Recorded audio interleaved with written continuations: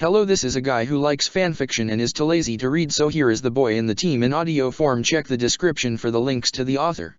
Chapter 66, Why Earning Freedom. Yojo's right eye twitched slightly at the sight of the bill. Shinku awkwardly chuckled as he put hand to his own wallet. Hanabi fidgeted, before taking out a chick-shaped pouch that apparently was her wallet. Nariko hesitantly scratched the back of her head, before bringing up a frog-shaped wallet. Suzuki simply sighed, and proceeded to pay his share. The owner of the barbecue was now extremely happy. He could finally buy that ship he had always wanted. As the group walked outside, Nariko sheepishly chuckled. Well, she took a couple of steps, it was very good. 5 pigs, 2 cows, 4 beefs. Shinku said in disbelief. Where do you pack that stuff anyway? I'm a growing lady, Nariko pouted back, her hands to her breasts as she pushed them up and down for added emphasis. So, Yojo said softly, have you decided on what you want to do now, Shinku-kun? Yeah, Shinku chuckled. I've got a high enough clearance and expertise apparently, so I'm starting work next week in the Research and Development Department of Konoha. That's just next door to the Torture and Interrogation one, right? Suzuki asked. And the Cipher Division too, Shinku acquiesced. The moon brightly shined as Nariko and Suzuki went their way back towards the Uchiha compound, while he proceeded to walk together with Yojo and Hanabi. You know, Yojo muttered. You always looked like the little duckling, stumbling on his own feet. I think it was endearing, really. She made a small twitchy smile, and now you have a duckling of your own. Her eyes went to Hanabi, who was actually standing slightly behind Shinku. Hanabi stuttered. W. Wolf Teiku. Shinku chuckled back. Don't know for how long though, there's little I can teach with only one wing. He brought up his left arm. There's a lot. Hanabi exclaimed abruptly, clenching her fists. You can teach me lots, Shinku-san. All right, he replied with a smile on his face. He gazed at the moon once more. It was beautiful. The giant white orb shone in the night, darkening out all the stars nearby. A quiet and peaceful silence settled in as they walked, the three of them. They stopped in front of the Hyuga compound's gates, with Hanabi gazing at the giant doors with a slightly sad grimace. When will I see you for training, Shinku-san? There was a hopeful tone in her voice, as if it could come sooner rather than later. Next week I should be settled in the new house, he replied. You can come on the weekend or whenever you're free. It's not like Nariko and Suzuki won't do the same. Knowing them, they might be spying on us this very instant from a hidden spot. Yojo sighed. Shinku-kun, I doubt they would go to such lengths. From a nearby rooftop, 2 dark shadows disappeared in a flicker. Shinku just shrugged. It's just a theory. Doesn't have to ring true. Hanabi made a light bowing gesture. Thank you for the meal and the company, Uzuki-san, Shinku-san. She hesitated for a moment, as Shinku and Yojo smiled and waved her goodbye. Taking a hurried set of steps, she gave a quick smack to the side of Shinku's cheek before disappearing inside with her heart beating to a rhythm of 100 and more.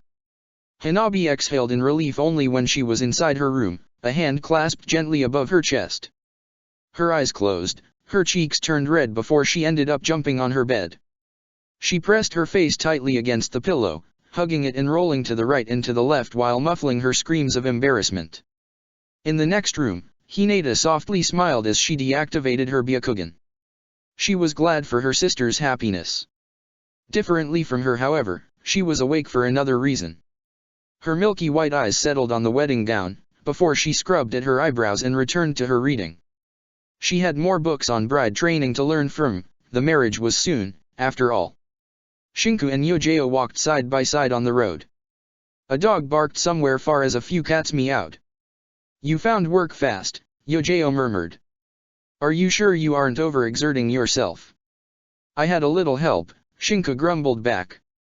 Somehow, someone thought he could apply me while I was still unconscious in the hospital, he shook his head. And someone else vouched too. Apparently, being vouched for by Kakashi and the son of the Sandaime is enough to get you a job anywhere. He blinked. Where is Kakashi anyway? He had some training to do with a friend of his in the Forest of Death, Yojo replied smoothly. He said something involving a monkey hunt. They both looked at one another for a single instant. There's no way he'd do what I think he's doing right now, right? Yojao shrugged. Technically, Asuma should have respected your decision.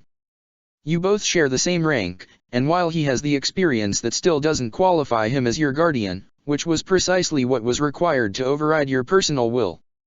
He isn't brought to trial over the technicality that in the end the arm was unsalvageable anyway, and thus would have been amputated following your decision. Nice, Shinku grumbled. You know, I'm actually starting to like Kakashi a bit more. What's your working shift? Yojao queried softly. I'll be doing the normal, average, boring 8/16 time bracket, weekend free. He smiled brightly at the notion. It was my dream, you know? Average Chiryunin paper pusher, comfortable job, and normal house, and now I'm one-armed jounin getting a boring job in one of the tucked-away corners of Konoha. My workplace is in the middle of the woods near the weapon testing area to begin with. He shook his head in disbelief. You aren't actually forced to drop out of active service, Yojao replied. There are prosthetics. No, he shook his head. I know some do a pretty good job in day-to-day working, but they are meaningless in a battle against an S-rank shinobi, and a liability at worse. I'm done fighting. I'll be paper crunching and moving around brewing coffee, he chuckled. Nice change of pace from the trudge in the mud and kill that guy near the tree. Yojao looked at him softly. There are people willing to help, if you feel down. Never forget that, Shinku. I know, he chuckled. I'm reminded Nai constantly. I'm fine, he exhaled. I'm really fine. Losing the arm, it was a revelation I suppose. I better stop before the next time comes around and I lose my head. They parted ways after a few minutes, waving goodbye at each other with a simple nod of acknowledgement. Shinku sighed. Fumbling with his right hand to get the keys of his apartment, he quietly turned the key in the lock and pushed the door open. Entering, he flicked the light on and gazed at the mountain of cardboard boxes he still had to fill. He'd be moving the stuff into the new house soon. Finding it had been easy, even if it made him feel a bit dirty with the way he had acquired it. The furthest away from Konoha's center, the less a house cost. Apparently, Sasuke knew a guy who knew another guy, and for a very cheap price he had managed to acquire quite the hefty piece of land. The construction crew hired to build the house had then proceeded to begin building upon it for a way cheaper price than buying an already built house. The moment the plumbing was done and the electricity wired in, he'd be set with a nice 2-floors house holding a grandiose total of a living room, a kitchen, 3 bathrooms attached to 3 sleeping rooms, a guest room and a studio. He also had a shed outside. He could take up gardening at any time, now. Shinku closed the door behind him, dropping the keys on the table and then closing the window. He didn't remember opening it, but then again it was the first night he spent back in his old apartment. Opening the fridge, he quietly uncorked the bottle of sake and took a swig at it. Dropping his back against the side of the bed, rather than resting atop it, he took one more sip. The alcohol sloshed in the bottle as he closed his eyes. The pleasant warmth spread through his body as he tiredly let go, falling into a restful sleep. Tomorrow, he'd keep up his packing speed. The next day, he'd start ferrying stuff after a visit to Inoichi, hopefully, one of the last ones. He had to learn his job's responsibilities afterwards, and then he'd have to check if he needed anything in the new house. There were many things to do, but with his stomach filled with meat and the alcohol to end the day, everything was fine. The next morning, he woke up to the sound of someone cursing just outside the window. There was a light snap as the wire that worked as impromptu safety measure broke, and then a single kunai launched itself from the hole on the side of the window. The window slid open a moment later, as Nariko entered with a kunai still dangling from the side of her right shoulder. She pulled it out with a gruff snort. This was my favorite jumpsuit, Shin-chan, she accused him, pouting. Why didn't you knock? Shinku replied, incredulously. You have no idea, right? Nariko actually smiled one of her "this is going to be so much fun" smiles, before making a wide and overly exaggerated gesture for him to go at the door. Shinku opened his door.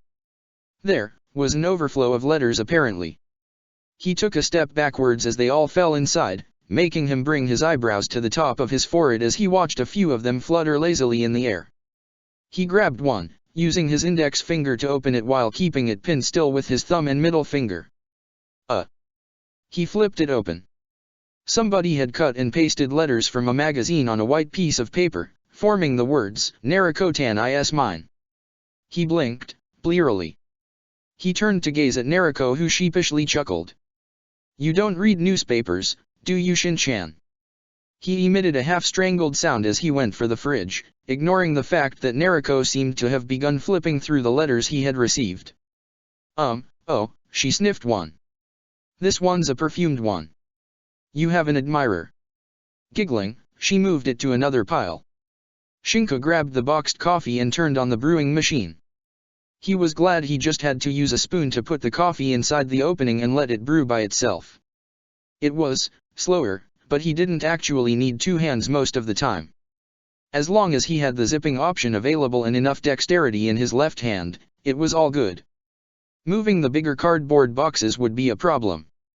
Shin-chan, you making coffee? You can't drink it, Shinku deadpanned. I think I recall something of the sorts. Mine, Naruko pouted. Hey, you know they're looking at your door from the other side of the street. Do you have a large shirt? She grinned mischievously. Are you trying to get me killed on purpose? Shinku said in disbelief. But I might lose fans if I do that. Naruko whined, think about it. The answer is no, he replied quietly. Do that with Suzuki. Already did, she pouted. You really don't read newspapers at all, do you? She grumbled, crossing her arms over her chest. I was too young and they called it a sleepover, she sniffled.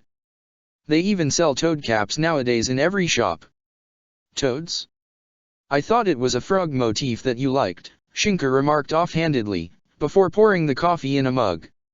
Adding sugar was tedious, but once he did and spun the mixture, he began to sip on the drink brought down by the gods themselves to make the day a beautiful one. Kakashi Nii wants us to do missions again, Naruko grumbled, her head now strangely inside his fridge. You don't have any morning ramen.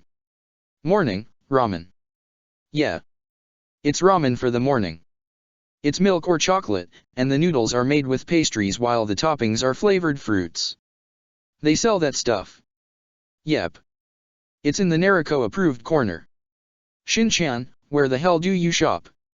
Wrinkling her nose in disgust, Naruko pulled out a cabbage. What is this? Cabbage, Shinku deadpanned. You know, it's a vegetable. Like the tomatoes. The tomatoes are a fruit, he grumbled back. I should have some cookies in the cup.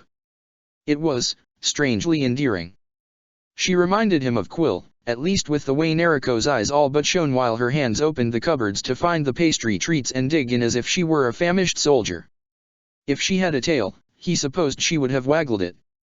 He closed his eyes slowly. If he recalled correctly, didn't she have problems dealing with sugar rushes? Well, it wasn't going to be his problem. He actually opened his eyes in surprise. It wasn't his problem. It was Kakashi's. You know you're the very best Shin-chan in the world, right? Naruko said with sparkling bright blue eyes. I'll buy more next time around, he exhaled in defeat. Naruko's fist pumped in the air. The girl smiled in her victory. Yes. Nobody can resist my charms. It's actually out of pity, Shinka replied with a dry chuckle. Naruko hung her head in a mock depression. He raised an eyebrow. Aren't you going to be late for your mission? Nah, she shrugged. The fun fact about Kage Bunshin is that I share chakra evenly. So if I create 5,000, my chakra becomes 1/5,000th. She rolled the number on her tongue for a moment more, before shrugging once again. Anyway, if I create only one clone, then she gets half. So, half of, let's say nearly infinite, is still infinite. And if she has another clone, then they can pop up more before popping up themselves. You aren't taking a mission outside the village? Shinku asked. Yeah, Naruko grumbled. But it's supposed to be a C rank somewhere in the middle of nowhere, she pouted. And Kakashi is going to be a few hours late anyway. You're taking the anti-suicide surveillance quite seriously, Shinku said neutrally, finishing the coffee and putting the mug in the sink. You should open up a kindergarten. I'm sure you'd have the children covered in bubble wrap by the end of the day. Nariko shook her head. I'm going to take a shower and change, Shinku said dryly. I hope you won't empty my kitchen in the meantime, and no, you can't try to barge in asking if I need help washing, he shuddered. Last one who tried got a kunao in the guts. Kat never actually forgot that little accident. Then again, it was her fault for saying something as stupid as, Onichan is going to wash you. Really, that woman had no sense of shame. He made his way through the steps of washing with ease. He was definitively slower when it came to dressing up. Putting on trousers with only one hand wasn't at all easy, but it was doable with enough speed and reflexes. By the time he stepped outside, the pile of letters he had received was happily gone. The few that remained were apparently important ones, like a discount on ramen at a nearby supermarket. Naruto had taken the time to circle it in a few important letters about the Veteran Association for Shinobi who left active service because of injuries. He actually had a discount now on a good half of the services Konoha provided. Tax discounts too, he mumbled, his mood taking a slight turn for the better. Just had to lose an arm for it, he snorted back. Nariko had apparently taken the cue to sit down on his bed while holding a book in her hands. Oi, you're doing anything after the mind screwing? You'll be on a mission and I'll be moving boxes, he replied. With one arm. You forget, Shinku sighed, that you're not the only person I know who can lend a hand. Nariko closed the book with a sharp snap, before inclining his head to the side. Ah, she blinked. You're asking Uzuki-sensei? No, he remarked, gesturing with his head towards the door. Well, I'll be off. You're coming or what? I'd take the window if I were you, Nariko said, opening it up. Please, Shinku rolled his eyes. I can always char a few and give the fault to my highly traumatized mental state. Nariko giggled, shaking her head as she stepped out through the window. Go get them, murder-happy Shin-chan. Shinku opened the door, closing it quietly behind him and locking it up. There wasn't a crowd, but a good dozen people were somewhat standing on the opposite side of the road as he descended the stairs from his apartment to the street. He shrugged off the stairs as he jumped on the nearby rooftop, before taking one more jump to the next one. Nariko had apparently gone towards the Hokage Tower, since he reached the Yamanaka flower shop alone. Stepping inside, he waved towards Ino. Hello, he said. You're always working this early? No team missions. Ino grimaced, before smiling back. Our sensei didn't feel very well this morning, she admitted. He went to the hospital for a checkup. Do you know about 1,000 years of pain technique? Sensei said something about suffering it a few times. He shook his head. I never heard of it before.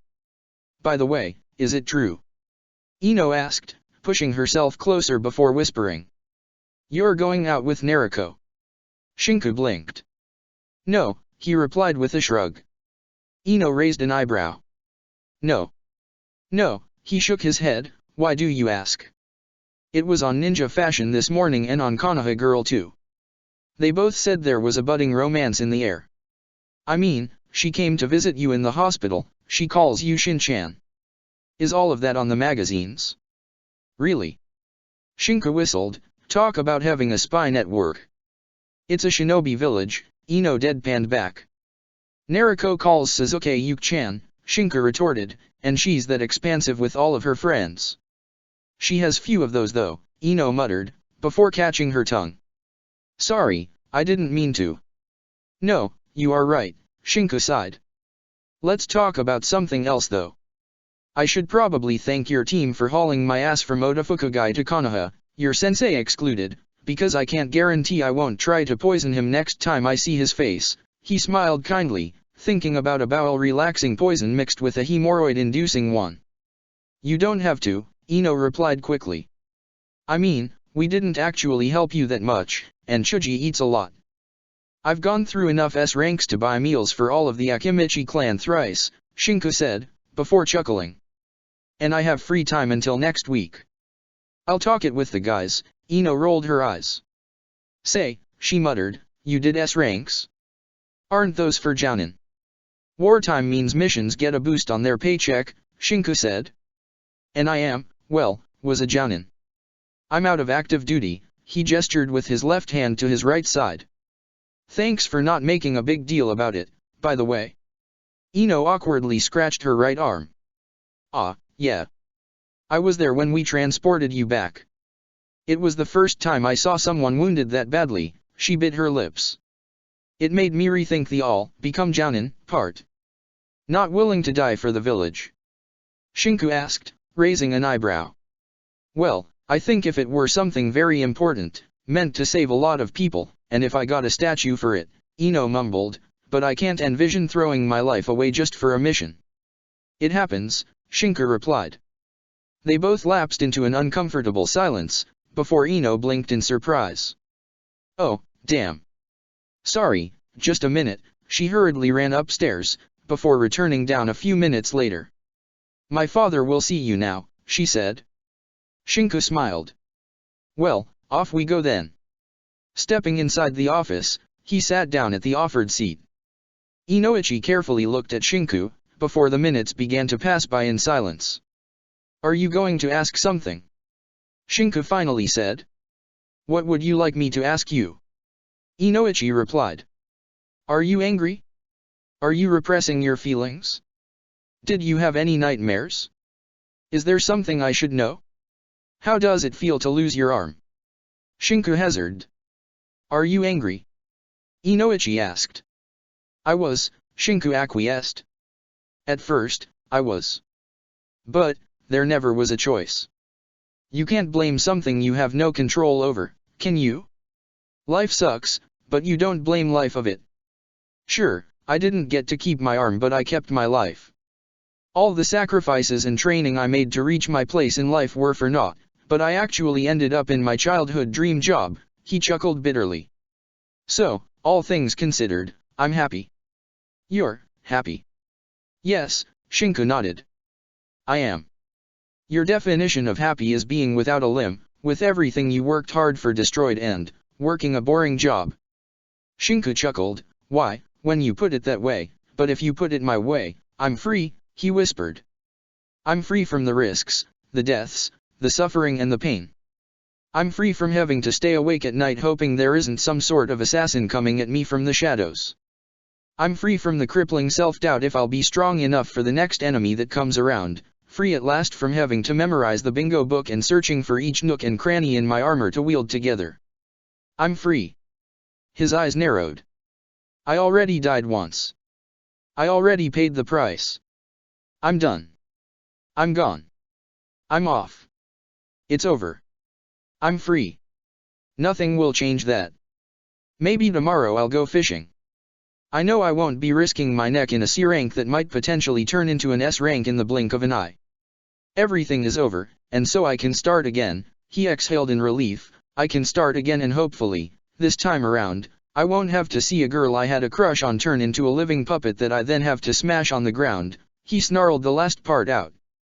So yes, I'm happy Yamanaka-san, he stressed out. Inoichi grimaced. I don't know how you make something each psychiatric wants to hear from their patients seem so menacing, unless you're saying that precisely because it's what I want to hear. Why don't you do something about people with real issues? Shinku remarked. You know, people like Suzuki and Nariko? One has a crippling sense of self-sacrifice due to his guilt over his brother's death, the other has a terrible persecution complex that brings her to believe everyone who isn't a friend is an enemy just waiting for the right moment to backstab them. Inoichi's eyes narrowed. Is that how you see them? Shinku smiled. That's how they are, he retorted. And I'm not stupid, Inoichi. Kakashi, who's a dick whenever it comes to giving me praise, doesn't dare to insult my intuition. I'm not blind and I'm not going to turn my gaze to the side. If anything, I'm surprised you took so long to reach the real point, the interim Hokage put you up to it. I don't know what you're talking about, yeah, spare me those words, Shinku drummed the fingers of his left hand against his knee. Monkey hunting, last night between Kakashi and Asuma, as if the latter would actually suffer something like that from the former, Nobody keeping an eye on me during the night, as if the two teammates I have would even let me bath alone if they could avoid it, please. Shinku smiled. The only question I have for you is this: did you trail the little ant back to its nest? Inoichi's hands clasped together. Kakashi said you were good. Shinku snorted. We are good. Don't you ever forget it. We had two anteaters scoop around for potential problems, Inoichi acquiesced.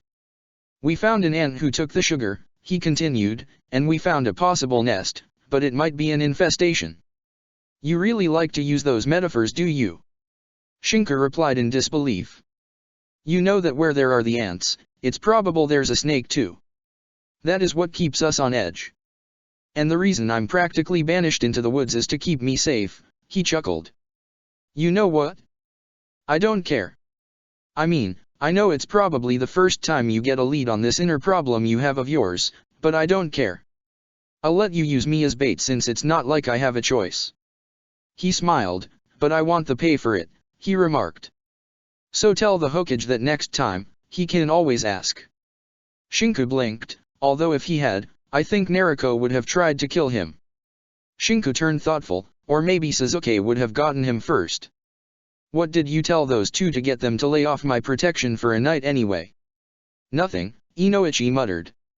I think Uzuki-san took care of letting them think she'd leave you alone with your other teammate. She's 15, Shinku deadpanned in disbelief. And I'm not interested. So the news about you and neither, Shinku grumbled out. I'm not interested. There are no romantic ideas in my head at all for the time being. I'm not touching the sentimental part of my life until all of my troubles are fixed. You said you had a fresh start, didn't you? Inoichi raised an eyebrow. I still have to talk with my mother, Shinku exhaled. And after that, I'll have to get settled in the routine, he shrugged. Once that is over, I'll even out the little problems and work my way through them. I'm on the right track, right? It's what the world demands, what society deems acceptable after all. Live, make friends, have a happy life, smile, find someone you like, put up a family, die of old age, Shinku continued. That's all that matters to the world, isn't it? It's what the majority think is right, hence it is right and thus it proves when one is sane or not. I am perfectly sane. I have decided on a course of life, and I'll follow it. How can that be wrong, I wonder? The transition was subtler this time, Inoichi murmured, your inner. We are Shinku, inner snapped back, how hard is it to understand? Why do you seem so incensed on believing we have to follow the rules written on your psychology book or be bound by what you deem the norm of madness? There's chakra in the world. What if we are what we say we are? We are Shinku. It's not difficult to understand, I hope, we've seen each other so many times already. You're probably the most fascinating case of split personality I ever had the chance to meet, Inoichi acquiesced. You're self-healing. It's supposed to be a nutcase's speciality, believing they can heal by themselves. Don't offend me, Inner warned, I've gone a long way from being a stuttering kid who was scared of his own shadow, he smiled. It's funny, but I think we'll be done with these sessions from this moment hence, right? It was Inoichi's turn to exhale. You aren't a danger for anyone around you. You aren't a threat to Konoha and you're out of the active shinobi lists, as long as I don't hear from you from a police officer. Yes, this will be our last session. I just need to know. Inoichi murmured, how do you vent off? Shinku just smiled. I have a nice comfy desert to scream in. The creature showed sharp, jagged fangs and a wicked smile. The chains rattled, but the prison of stone and sand doled them out. I suppose that's true, Inoichi nodded. Well, please keep out of trouble. Shinku stood up from the chair, giving a small nod of understanding towards the Yamanaka before stepping outside. Ino made a brief smile at the smiling face on the other side of the counter.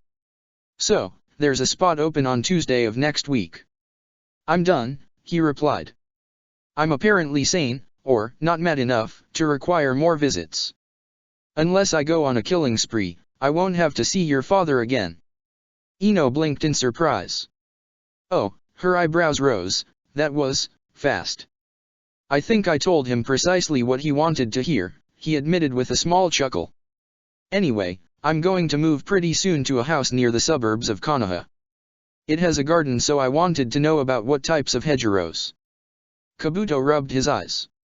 It was a moonless night, and as he finished his late shift and returned towards his house, he couldn't help but wish he didn't have to make such long shifts. Yawning, he closed the door behind him and then walked down in the cellar, where he quietly turned around a small pebble on the furthest wall. The wall slid without making a noise, revealing a narrow and dark passage. It closed behind Kabuto as he stepped downwards, torches flickering to light as he reached a corridor that went on for a few minutes. It then opened into a larger room, where a large tank containing a bright white snake stood. The snake slept, the fluid keeping it asleep. Kabuto smiled, bringing his right hand to touch the glass. On a nearby desk, an arm stood opened and exposed with the bone visible through the ripped flesh. Leaving his master to sleep, he moved towards the limb. The fact that caught his attention, the one thing that made him steal the limb from the obituary, was the small blossoming flower at the tip of the hand's index. He'd dissect the hand some more, trying to understand what made it tick and twitch, what made it work and what made it wither. And if that didn't work, he'd dissect the living specimen that held such a limb. Everything was, after all, for his own sake. He had no face, he had but masks to cover his naked self, he had no identity, but what caught his interest? Oh, he would have that. He always did. Chapter 67, Overall, life doesn't change much. His mother had moved elsewhere. Shinka realized that when he knocked at the door and was met with an elderly woman who also was a bit deaf on the side. He bid the woman goodbye, returning to the busy streets of Konoha. He walked slowly, savoring the moment. Reaching for the hospital, he waited patiently just outside of the gates where Tuumbu had apparently been stationed just recently. Sasuke's words on enhancing the security had struck a nerve, judging by the amount of shinobi there as guards. Kabuto emerged from the hospital with a small smile on his lips. So, how far are we going? Not much, Shinka replied. I need a hand lifting the boxes and putting them in a storage scroll. Thanks for helping me out, he acquiesced, receiving a wave of the hand in dismissal from the older Chiryunin. What else are friends for? So, you're moving away from the center of Konoha? Are you sure you're up to being alone so soon? Shinka snorted. Alone is a hefty term, he hummed. And it could have gone worse. At least I still have my legs and my other arm. Ah, yes.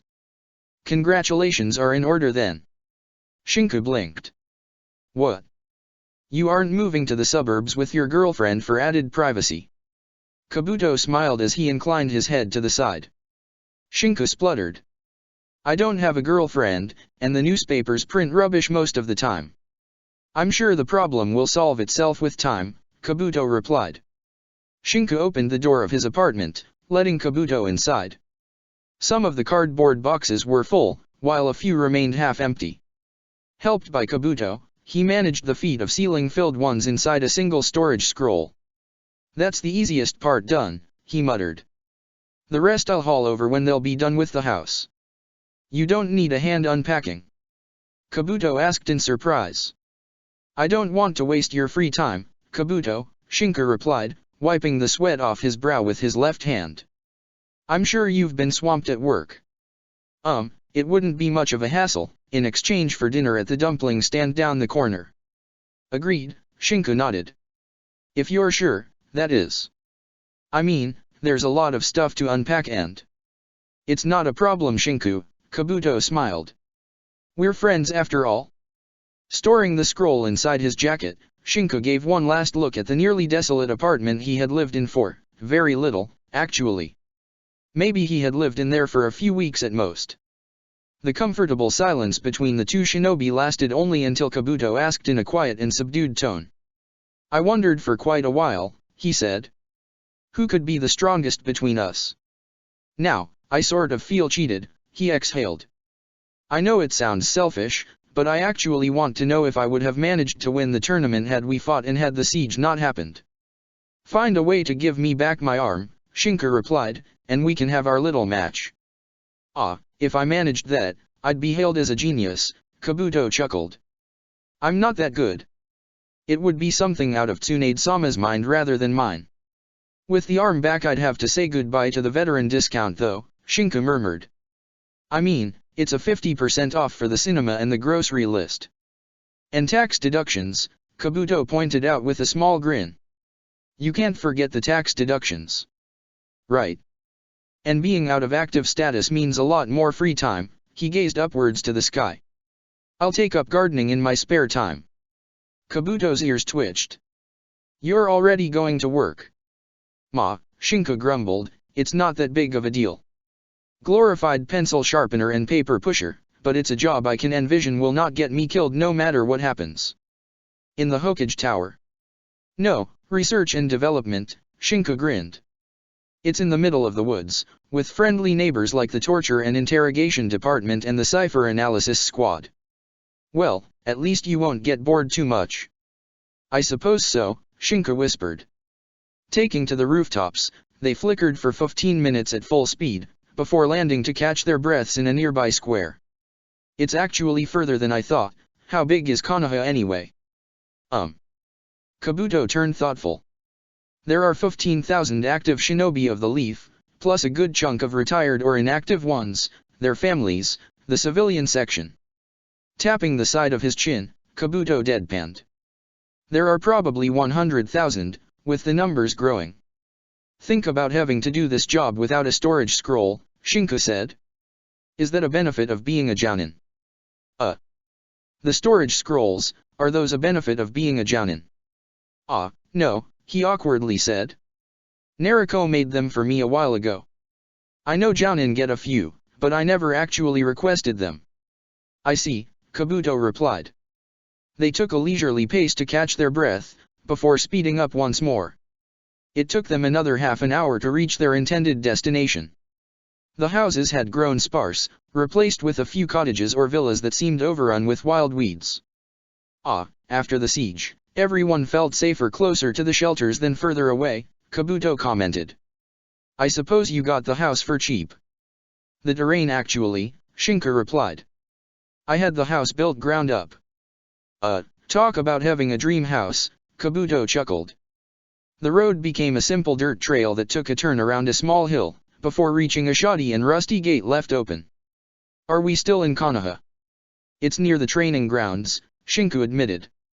And those are within the walls.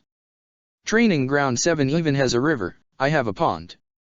Nice to know, Kabuto replied. Are you close to your workplace at least? Yes, that's the best reason I had to buy it, he smiled. 5 minutes, and I'm already at my desk. The workers mowed down the garden during their work, since by the time they reached the front door it resembled a training ground rather than an actual house's floorbead. Opening the door, Shinka moved inside. The smell of resin and new filled his nostrils, as he carefully opened the storage scroll within his jacket. We can do the lower floor first and then move to the upper one. Kabuto nodded, agreeing.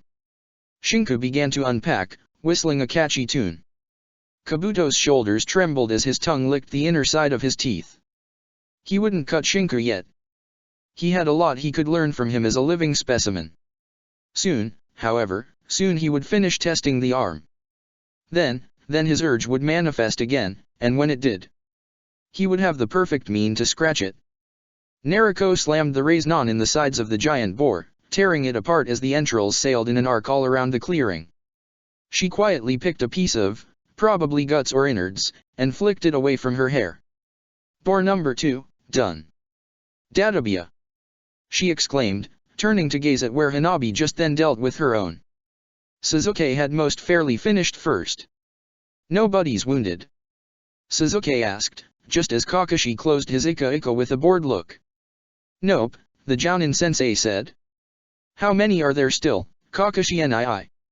Naruko asked, looking at the sun's position in the sky. How many do you see around here, Hanabi? Kakashi asked the Hyuga, who nodded before activating her Byakugan once more. There aren't any more for as far as I can see, hey take sensei. Kakashi smiled. Such a wonderful little girl who knows how to respect her elders, he dropped a candy in her hands, before patting her head. Good girl, good girl. I think that borders on the sexual harassment, Suzuki deadpanned. Oi, Yuki-chan, Naruko retorted. Last one back home pays dinner. I'm not going to challenge you, Suzuki replied with a snort. If we hurry we might be back for dinner though. What? Nobody wishes to camp out under the clear night sky. Kakashi said with his only visible eye twinkling. Hanabi actually scuttled closer to the other two. No one. Kakashi insisted. Well, it's Kakashi Nii's duty to tell the client we finished the job, we'll go on ahead then, Naruko said with a bright smile. Come on Chibi-chan. Naruko gripped on Hanabi's wrist, before pulling her firmly on her back. We're heading ahead. In a cloud of dust, they departed. Suzuki grumbled, before giving chase. Hanabi screamed in shock, holding tightly to Naruko's neck as they dashed across the countryside. And Namikaze-san. Hanabi exclaimed, please, stop. There's no Namikaze-san here Chibi-chan. Naruko retorted, laughing heartily. Come on, you don't want to get back as fast as possible. And Naruko-san, Naruko huffed, shaking the Hyuga a bit as the girl leaped. I see I can run. Yeah, but Yuki-chan would catch up. And what's the fun in having you pay for dinner? I'm not slow. Sure, but you aren't fast either Chibi-chan. Naruko retorted. Oh, maybe you're embarrassed I'm wriggling your ass. Hanabi turned crimson as she felt Naruko's hand actually cop a feel. Kaya. Let me go. Let me go. Hehehe, Naruko lecherously giggled, such firm round mounds. Oh, I'm inspired. I'm not the goddaughter of the honorable super master pervert for no reason. Yes, yes. I can feel the inspiration blossom. I'll tell Shinku-san if you don't stop. Hanabi blurted out. Oi. Naruko stopped wriggling the girl's ass, much to her relief. Don't you go and tell Shin-chan. He'd like, Naruko turned thoughtful. Nope, got no idea why I should stop. With another muffled kaya from Hanabi, the wriggling began again. Please stop this. Hanabi exclaimed. It's indecent. What? Nope. You know that massaging the breasts makes them grow bigger? So if I massage your butt, it's going to grow too. I don't want a large butt. Steaming from her ears, Hanabi bit her tongue. Ouch. I bit my tongue. Ah, Chibi-chan shouldn't speak that much then, Naruko chuckled. Want a bridal style carry? I want to walk on my legs, Naruko. See. Naruko said, stopping so suddenly the back of her head slammed against Hanabi's forehead. It wasn't that difficult to say my name without. The impact knocked Hanabi out cold. Oh, well, Naruko shrugged. I'll just have to carry her and. Suzuki passed by in a blur of speed. See you in Konoha, dope. He had the time to yell. Oi teme. You dem cheater. Naruko shot back, starting to run once more. Shinku wiped away the sweat from his forehead, pushing with his left arm a chair alongside the floor. Exhaling in relief, he dropped down on the chair once he brought it close enough to the table of the kitchen. It was a spacious place and even with the latest electrical outlets that money could buy installed, it still felt big. Kabuto took the seat opposite of him, catching his breath. Was that the last object? Kabuto asked. Yeah. Shinku sighed. I don't have the plumbing on yet, I think. How about we head back for dinner then? Kabuto said with a smile. Your offer, right? Sure, Shinku nodded.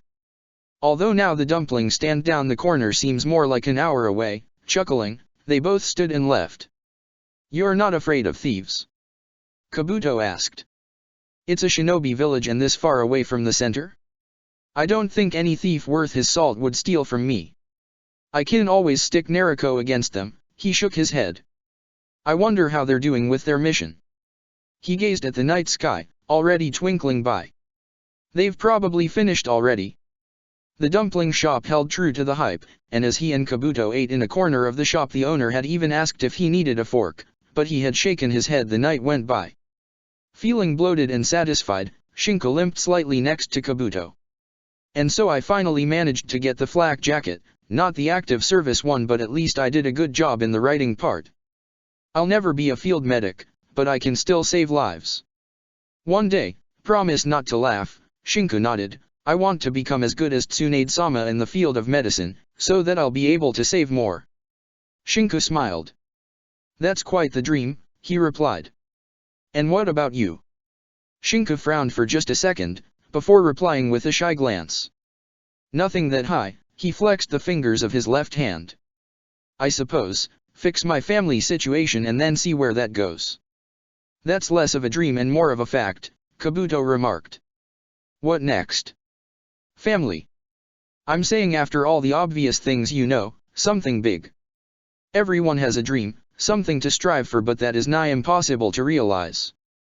Shinku turned thoughtful, scratching his chin with his left hand as he gazed at the floor as if lost in contemplation. Nigh impossible? He murmured. I suppose. He looked at Kabuto. Promise not to tell anyone.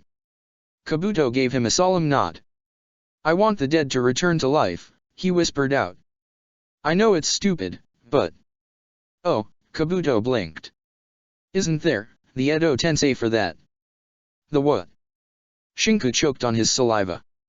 As a medicnin, we're entrusted with certain techniques and told others which are prohibited. For example, I know of techniques to make a dead body move, or others to stick a fake face on the corpse of someone to prepare a dummy corpse for fake deaths, Kabuto said. There are also forbidden techniques too, which aren't explained nor taught. One of the old guardians of the daimyo, for example, knew of an earth technique capable of bringing back the dead, just like the Edo Tensei does the same thing, albeit at the price of a human life. You can bring back the dead? He blinked. Wait, he turned thoughtful. You can bring back the dead? He asked in a now shocked tone. Yes, Kabuto replied. It's not a well-known thing, but it is possible. There's a reason corpses are heavily guarded after all. There are techniques to make them move, talk, use techniques. Why else are you tasked with disposing of Umbu corpses in the field to begin with? Of course, the one technique that actually achieves a full-out return to life is the Edo Tensei, and it's prohibited for a reason. The life to sacrifice. Yes, but also the fact that it doesn't actually gain you control of the deceased, and the deceased isn't able to move properly.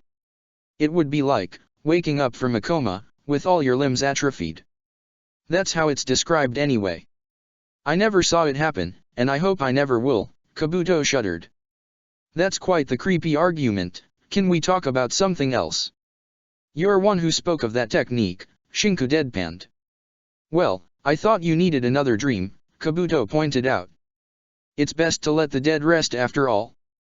Ah, Shinku scratched the back of his head. So that's no good, Very well then, I hope someone will come up with a way to give me my arm back. That's too little, Kabuto said. Something bigger. Too little. Shinku raised an eyebrow. It's my limb, you know. Yes, but it's not something impossible. With the way things are progressing in the hospital, maybe you'll have an arm back in a few years rather than never. Tsunade-sama is one of the best medical experts there is, and most of the time, she spends it researching. Are you having fun shooting down my dreams? Shinku asked with an incredulous tone. Very well, I kept this as the spare of the spare. He took a deep breath. Hold your horses, because this is an extremely high and far-fetched dream of mine. Kabuto chuckled. Hi. Shinku nodded sagely, before saying. Create an impenetrable suit of armor that is easy to move in and can stand up to S-rank shinobi firepower, and make it an everyday wearable object. Kabuto stared. He began to giggle a moment later. I see. Chuckling louder, he shook his head in disbelief. I thought it would be becoming Hokage, or something of the sort. Shinku shook his head. I'd need to be an active shinobi for becoming Hokage, not that I want the job, and with power comes responsibility. I'm fine with what I have. You're ambitionless, aren't you? You're the complete opposite of someone I know, he added softly. I wonder, what would you do with power? If you had power, enough to rival the hero of Konoha and the Uchiha heir, what would you do with it? Shinku half closed his eyes, acquiring a serious voice. I think, I wouldn't use it. That much power, it's a curse, rather than a boon. his eyes softened up. It attracts attention, Pain, being gifted power like that, without earning it, it's inconceivable for me. Now that I know that chasing after their shadows was nothing more than a childhood dream, I can find my own path. That's what really counts. A path of mediocrity, then. Kabuto, his voice calm and controlled, asked. Aren't we the ones who decide what is average and what isn't? A lot of people dream of achieving a path that brings them to high places, but they never achieve it. If they dreamt of reaching for an easier path, wouldn't they be happier? Why aim for the impossible? Better to aim for something you can reach, and then try again with something slightly higher. Taking things gradually is better. The people who are happy with what they have, they are the happiest. I grew up in an orphanage just a bit of a distance away from Konoha before being adopted, Kabuto said suddenly. I considered my caretaker my mother, he gingerly touched the side of his glasses. She bought me these when she realized I couldn't see very well. The orphanage had little money, but she gladly paid for them out of her own kindness, he shook his head. She was kind and happy just like that. She didn't need a reason or an ulterior motif, he grimaced. She was the one who gave me the name Kabuto. Shinku said nothing, letting his friend talk. She ended up volunteering for the war against Kumagakure, and she died on the battlefield, Kabuto continued softly. She did it so that the children of the orphanage wouldn't have to worry about money for a while. I still wonder to this day, why would she do that? Why sacrifice her happiness? Maybe she simply loved the children more than she cherished her happiness, Shinku muttered. It's normal to do things that we find hateful for the people we love, gritting our teeth and marching on. I'm sorry I dropped the mood so low, Kabuto whispered. I don't normally speak about it, but it somehow felt alright to say it now, he awkwardly smiled. I don't even know why. The best way to deal with pain is to talk with someone else about it, Shinku remarked. That's what my psychiatric said. He smiled briefly. I'm all ears if you need someone to talk to. Kabuto smiled back. Thank you. What else are friends for? A few minutes later, and a heavy rumbling made both of them still. The pebbles on the road began to tremble, as something fast appeared to be approaching. Kabuto, dodge, Shinku said with a serious voice. The next instant, he flickered to the rooftop, leaving behind a log. Naruko twisted her body Hanabi on her back still unresponsive and jumped on the roof, executing a perfectly pitched mid-air tackle of Shinchan's midriff. Shinchan!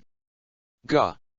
Shinku exclaimed, wincing in pain as the girl laughed while rubbing her face against his stomach. Hanabi, no longer held, continued flying forth thanks to the achieved momentum.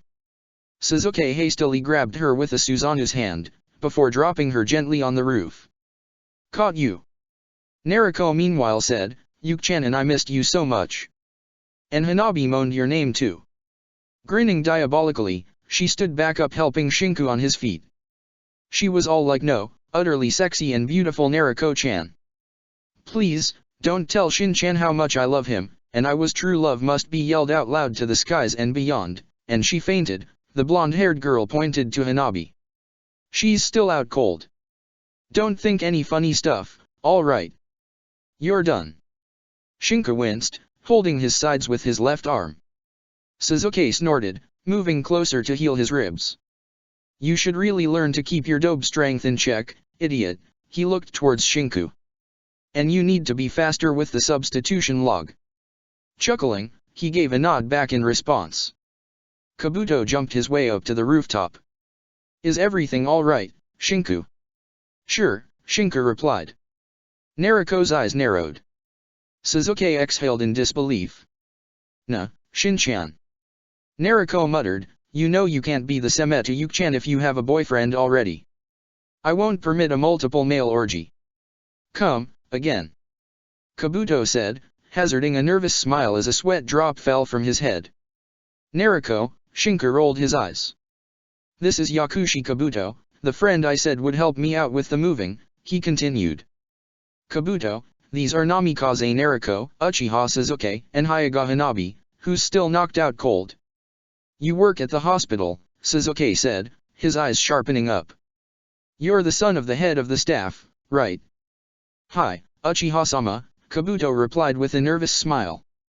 Thank you for keeping an eye on this worrisome guy here, Sasuke continued, patting Shinku on the head. I thought for sure I'd see him again in the hospital, what with his record of getting wounded. Why don't you wake up Hanabi? Shinku replied with a twitching eyebrow, moving near the still-downed girl. So, how did you get to know each other? Naruko asked, her voice the complete picture of innocence, and thus utterly suspicious. How? Kabuto blinked, how indeed, I think the tournament. I can't recall properly, Shinku remarked. It just happened, I think. Hanabi came to her senses, wobbling back to her feet. Grabbing a hold of the offered hand, she pulled herself up and into the awaiting chest that welcomed her face. The smell of dumpling and plum-flavored sake filled her nostrils, but it wasn't a bad smell. Still half asleep, she gave another hesitant sniff. She was hungry, now that she thought about it. Hungry? A voice asked from above her head. A very familiar and male voice asked. Her eyes widened completely. She gripped tighter on the jacket, her eyes slowly moving upwards to meet the crimson ones of Shinku. You all right, Hanabi? Ah, Hanabi breathed. Ah, she breathed louder. Yes sir, sir. She stood to attention sharply, making a military salute while at it. Shinku chuckled, before patting her head. Good to hear. Naruko scribbled down something on a small notebook with a worrying red and yellow cover. Sasuke gave a quick glance at the words, and then proceeded to use his katana to shred it to pieces. We're heading off for dinner right now, Sasuke said, want to come? We already ate, Shinku replied, maybe next time. Kabuto felt a chill ran down his spine. He had grown accustomed to Orochimaru's murderous gaze, but it still made his skin crawl. It came from Naruko Namikaze, the hero of Konoha. It was just a second, but in it, Kabuto knew without an ounce of doubt that he still remembered what fear felt like. Naruko smiled then, before grabbing Shinku by the left arm. I'm not hungry either. Tabia. Go on Yuki-chan, offer dinner to Chibi-chan. Ah, it is best if I go, Kabuto said suddenly. I have an early morning shift tomorrow. You don't have tea, Shinku started to say, but Kabuto just shook his head and waved goodbye, before dropping down from the roof. Naruko, Sasuke said in a warning tone. What? The girl pouted back, still clasping onto Shinku's left arm. Her eyes gazed at Sasuke as if to challenge him to say something. Sasuke groaned. Namikaze-san, Hanabi began, her voice stern and barely controlling her anger. You are acting like a spoiled child, she took a step forward. Can't you see you're making Shinku-san uncomfortable? Naruko blinked. Ah, she let go of the arm. You want first dibs? That's not the point. Hanabi exclaimed, red in the face from the heat of her words. I can tolerate being dragged like a bag of potatoes back to Konoha although it was unfit for a Hyuga, although it was demeaning and embarrassing. I cannot tolerate you treating a respectable war hero like Bird-san as if he were your personal toy doll. He is a living being. He is a person. He can be friends with whomever he decides to, and I will not stand by and watch as you force him around on a leash. Oh, Naruko blinked again. That's a problem. Yes. Hanabi blurted out, breathing raggedly. Then Shin-chan just has to say so, Naruko replied. It's not like I did anything bad. Kazuto chose to leave. It's Kabuto, Shinku replied. Yeah, whatever, she rolled her eyes. The real question is why do you not care? Friends don't let friends become friends with untrustworthy people. You don't trust anyone. Hanabi burst out. You threatened to kill me. That was different. Naruko retorted hotly. Shin-chan just lost his Fu-chan when I threatened you. I was looking out for him. I always look out for my friends. Bird-san doesn't need a babysitter. Hanabi growled. He does. Naruko yelled back. What the hell do you know about him anyway? You knew him for how long? A month? I knew him for more time. You call him Bird-san, really? He's Shin-chan. He'll always need someone to look after him. He's a better shinobi than you'll ever be. Hanabi roared, you take that back now. She took a step forward. Oh? The Chibi-chan wants a fight. Nariko growled back, taking a step forth. She cracked her knuckles. The Chibi-chan will get a fight. My name is Hanabi Hyuga, not Chibi, you dumb big-breasted whore. Hanabi's eyes pulsed as she activated her Byakugan. Ah, the Chibi hurt my feelings, Nariko chuckled, maybe I'll just slap some sense in her. They were now head-to-head, their foreheads pressing against one another as they showed their teeth and clenched their fists. No fighting in Konoha, Shinku deadpanned, calmly stepping in front of the two and putting his left arm in between, bringing it upwards to force them to separate. Understood. How are you still friends with someone like her, Shinku-san? Hanabi exclaimed, pointing her finger at Nariko, who growled back. Shin-chan. What the hell? Tell her she's wrong. I don't even know why you're fighting, both of you, Shinku muttered in disbelief. What I'm seeing is a pair of squabbling children. I'm flattered, he said towards Hanabi, about how much you value me, really. Hanabi turned scarlet. She had really said all of that? And I understand your point, Nariko, Shinku continued, his voice calm and collected as if being called weak simply didn't matter to him. But you're both wrong, he chuckled. I'm not a super ninja and I'm not someone who needs to be taken care of. Point is, have you tried to put yourself in the shoes of the other for a moment? He asked softly. Both girls raised an eyebrow. Hanabi, Nariko doesn't have any evil bones in her body to begin with. She isn't jealous, she's just clingy because she's worried. I know it seems she's jealous because she might lose a toy, but that isn't true. She's actually really worried Kabuto might be a spy, or an enemy shinobi, or something like that. It's how she thinks. Not the healthiest of ways to make friends, but it's just how she is. He turned to gaze at Nariko. And Hanabi here was my personal responsibility on the field, Nariko. Think about what it means, thrust in war around unfamiliar faces, think what it means to be in a place where at any one moment an enemy shinobi might strike.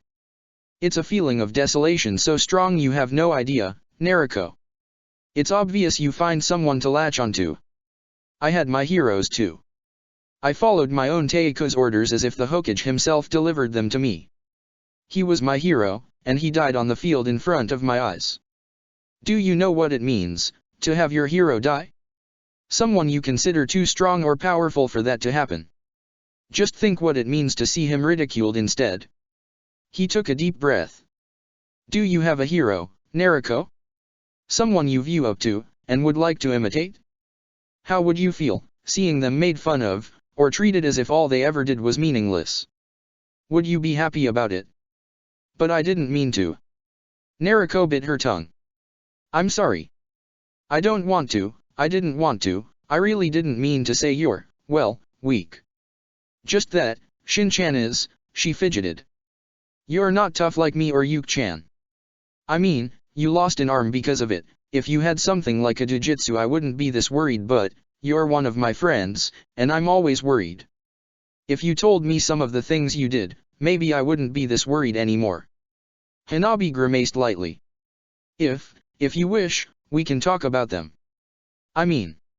She stammered, a girls only night with me and Wolf Teiku, and then we can, Shinku sighed. He turned to gaze at Sasuke, who had kept his distance until that moment. Coward, he sent the Uchiha's way. The boy simply stood up tight, his hair ruffled as if they were feathers. Next time, Sasuke grumbled, I'll intervene. It's a nice change of pace, he acquiesced. Not being the one forced to get the overbearing Nariko mother henbear mode. Henbear. Shinku chuckled. Well, you managed to get me hungry again. Congratulations. Yes. Nariko fist pumped in the air. It's ramen time. You said you weren't hungry, Shinku said, gazing at Nariko. I got hungry suddenly, she retorted hotly, crossing her arms over her chest. And that's final. Sasuke sighed. I'm the one who has to offer, right? Yep, Nariko grinned widely. You do.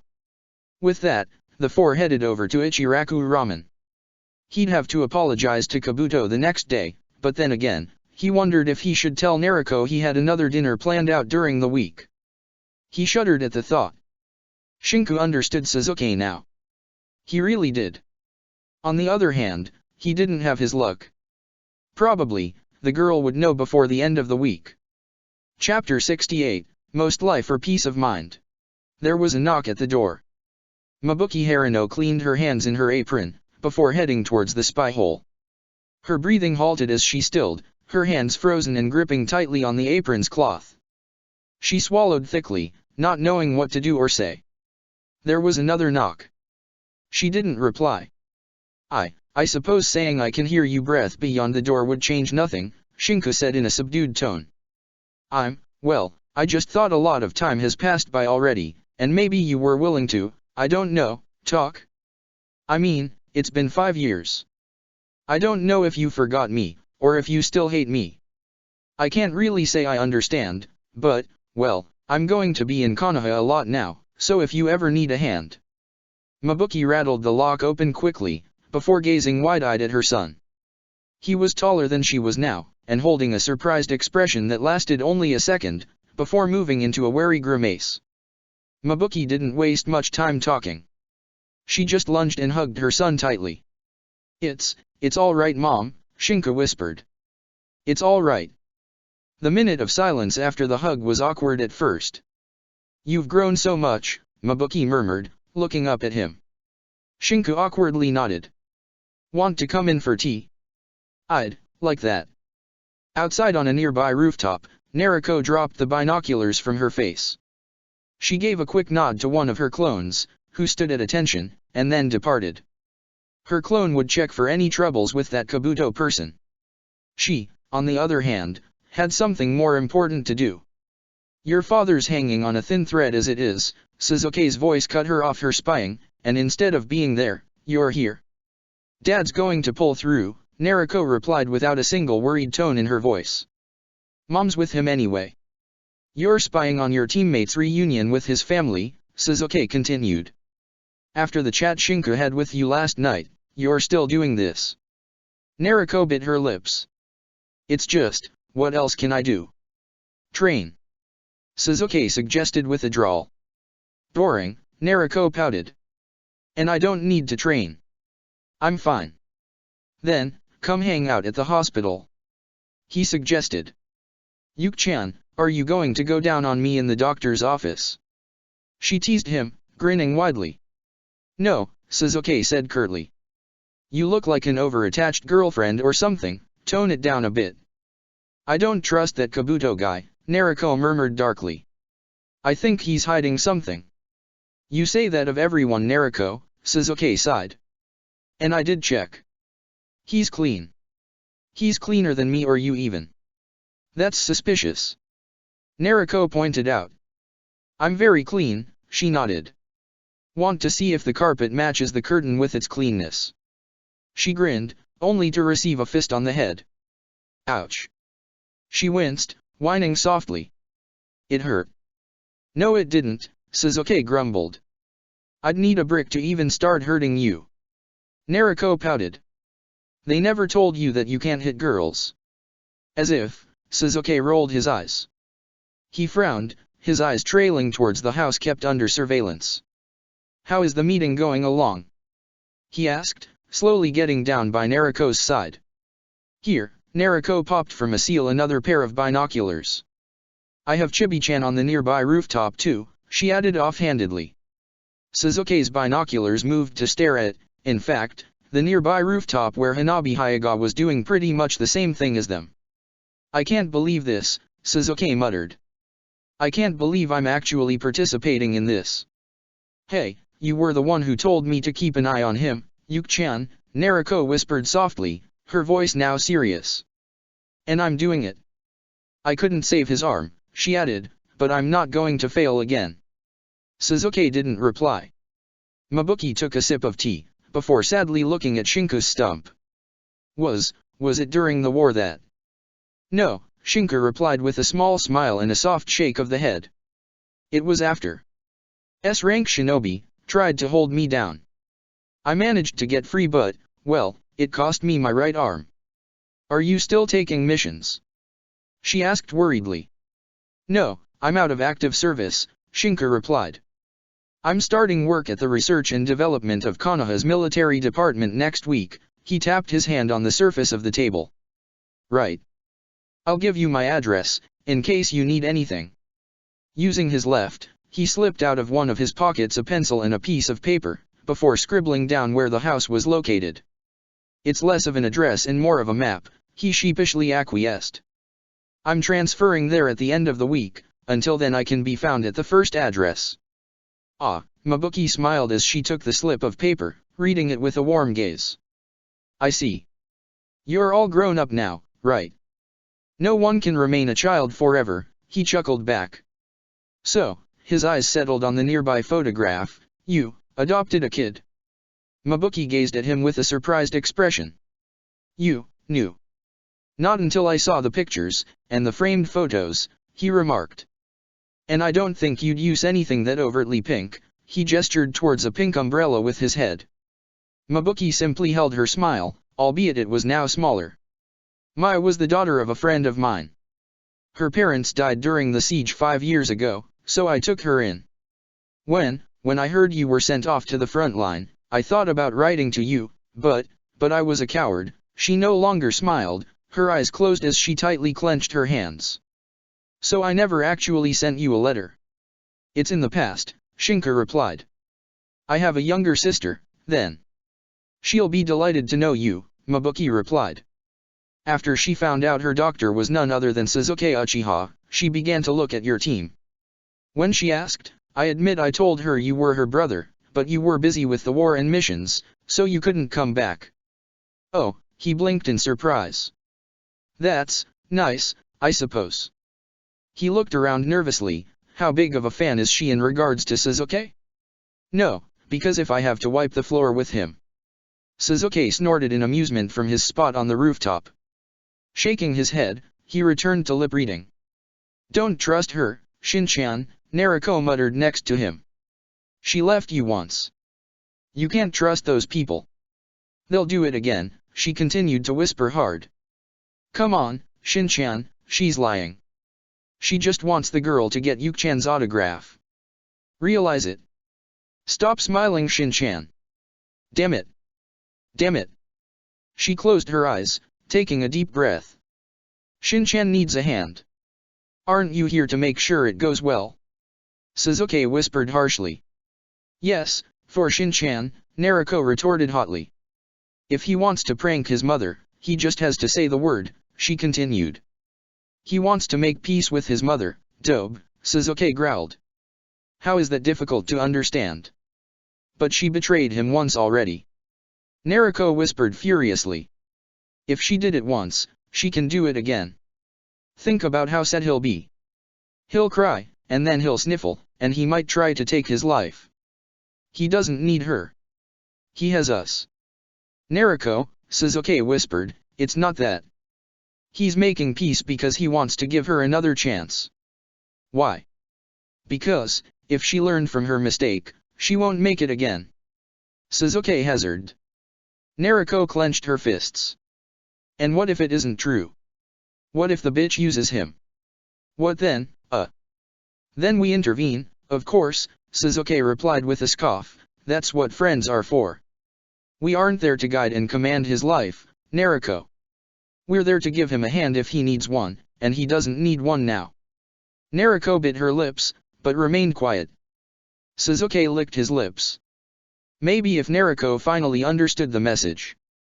She's at the academy? Shinku asked. I tried to convince her otherwise, Mabuki sighed. But she was really fired up about it, and she's first of the class too, there was pride in her words. I'm sure she'll do fine then, Shinku chuckled. If she's at the academy, aren't you supposed to be going now? He asked, gazing at the clock. Oh, she blinked. You're right. They both stood up from the table at the same time. Do you want to come and meet her? Mabuki asked. Shinku merely smiled, before giving a nod. Sure. As they walked towards the academy, Mabuki gazed at the sky for a moment, before asking with a light grin on her face. So, I've heard an interesting piece of gossip recently. No, Shinka replied quickly. If it's the same I think it is, then the answer is no. Oh, she looked somewhat sad. How long until I can expect grandchildren then? He sputtered, coughing as the saliva stuck to his throat. No. You should find yourself a girlfriend, Mabuki continued, nodding sagely. You have a job, a house, and you're not ugly. You're a good catch, let me tell you this. Mom, Shinka whined. Are you done embarrassing me? Chuckling lightly, Mabuki held a grin on her face. The grin slowly disappeared as they kept on walking, her eyes now sad. You know, I should be the one apologizing, she muttered. We never had a talk like this before, did we? Not that I can recall, Shinka murmured. We didn't have much time for talking to begin with. Are you free tonight? Mabuki asked, turning thoughtful. I'm sure all you eat is rubbish anyway. Shinka winced, his lips twitching upwards. I'm a decent cook of scrambled eggs and dried meat soup. I can also make battlefield rice cakes. We'll have dumplings, umbashi, and anmitsu, Mabuki said. It will be a feast, Shannaro. Sounds good, replied Shinku. The academy had just rung the bell, and the students were all coming out excitedly. Standing there next to his mother, his eyes scanning the crowd for the same face he had seen in the picture, a small twinge of something carefully carved itself out and fell on the bloodied sands of his mindscape. His mother had never come in person to bring him back home from the academy. He had always walked the path back alone, going back into an empty house, to a dinner to eat. The girl had pink hair, and it stood out visibly in the middle of the crowd of students. Her green eyes looked with curiosity towards him, even as she neared her mother full speed. She was probably 11 or 12, judging by her height. Mom. She said with a curious voice, looking towards him and specifically, his stumped limb. Who is he? Mai-chan, Mabuki said with a smile, this here is your older brother, Shinku. From a nearby rooftop, Nariko began to chuckle darkly. Suzuki gave her a worried look, before carefully scuttling away. Blood dribbled down the girl's nose, as she took a paintbrush and began to scribble down. Oh, she chuckled like a perverted lecher. Mo. This is Mo. Go on, sparkle for me big wide green eyes. Sparkle. Or maybe go tsundere. It's not like I wanted to meet you, Uni-i-sama. Or go the Uni-i-chan. Do the Uni-i-chan, yes. Naruko, Suzuki said darkly, his right hand gripping at the handle of his katana. Electricity sparkled through the blade. Have you no shame? Nariko laughed nervously, closing the book and holding it close to her chest as she stood up slowly. As my honorable perverted super porn master Jiraiya-sama says, Mo is the younger sister of porn. Nariko. He hissed. Crying fake crocodile tears, Nariko began slowly to tear up the notebook. You're so cruel, Yuki-chan, so cruel. And don't put the pieces in your pocket. Suzuki snapped, you're not gluing them back together afterwards. You mean it? Nariko cried louder, as she watched the pieces settled into a pile at her feet combust under the fireball technique of Suzuki. You barbarian. You destroyer of the sacred arts of porn and Mo. Shinka watched with an amused expression as the girl shyly stood behind Mabuki, looking up at him. Shinku Uni-san. Yes. He replied. You're really in a team with the hero of Konoha? Mai asked promptly. I was, he said. I lost an arm on my last mission, so I stopped. Why?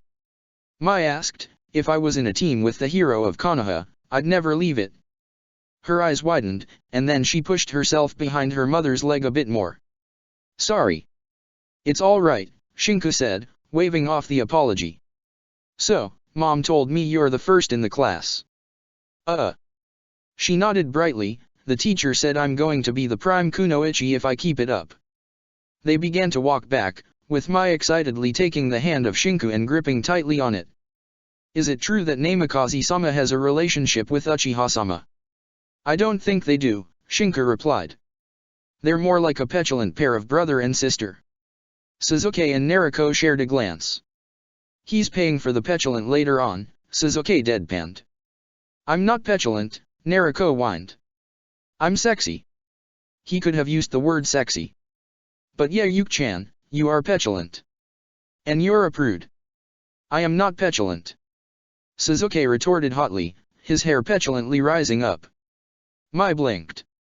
Why didn't you visit earlier? I was busy with missions, he replied, highly classified, so I can't talk to you about them, he added. Oh. Oh, you're an umbu, right? A super secret umbu. I was, Shinku said. Umbu at 13, Jounin at 15, he continued.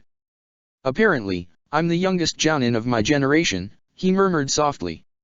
Hey, Unii-san, Mai exclaimed, catching his attention, who's the strongest between you, Sasuke-sama and Naruko-sama? Shinku turned thoughtful, his eyes moving to the nearby rooftop where two morons were doing a complete mess of trying to hide. I can't say, he replied calmly. Shin-chan. On cue, Naruko's scream tore the air.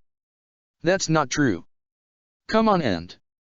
She winced as she realized she had given away her position. Sasuke's hiding nearby, isn't he? Shinku replied, gesturing at her to come down. Really, he knew his teammates like the palm of his left hand. Grumbling, Sasuke flickered down next to him. Hanabi watching from afar. He added, inclining his head to the side with a small smile. The Hyuga appeared with a slight huff, her cheeks slightly red from embarrassment.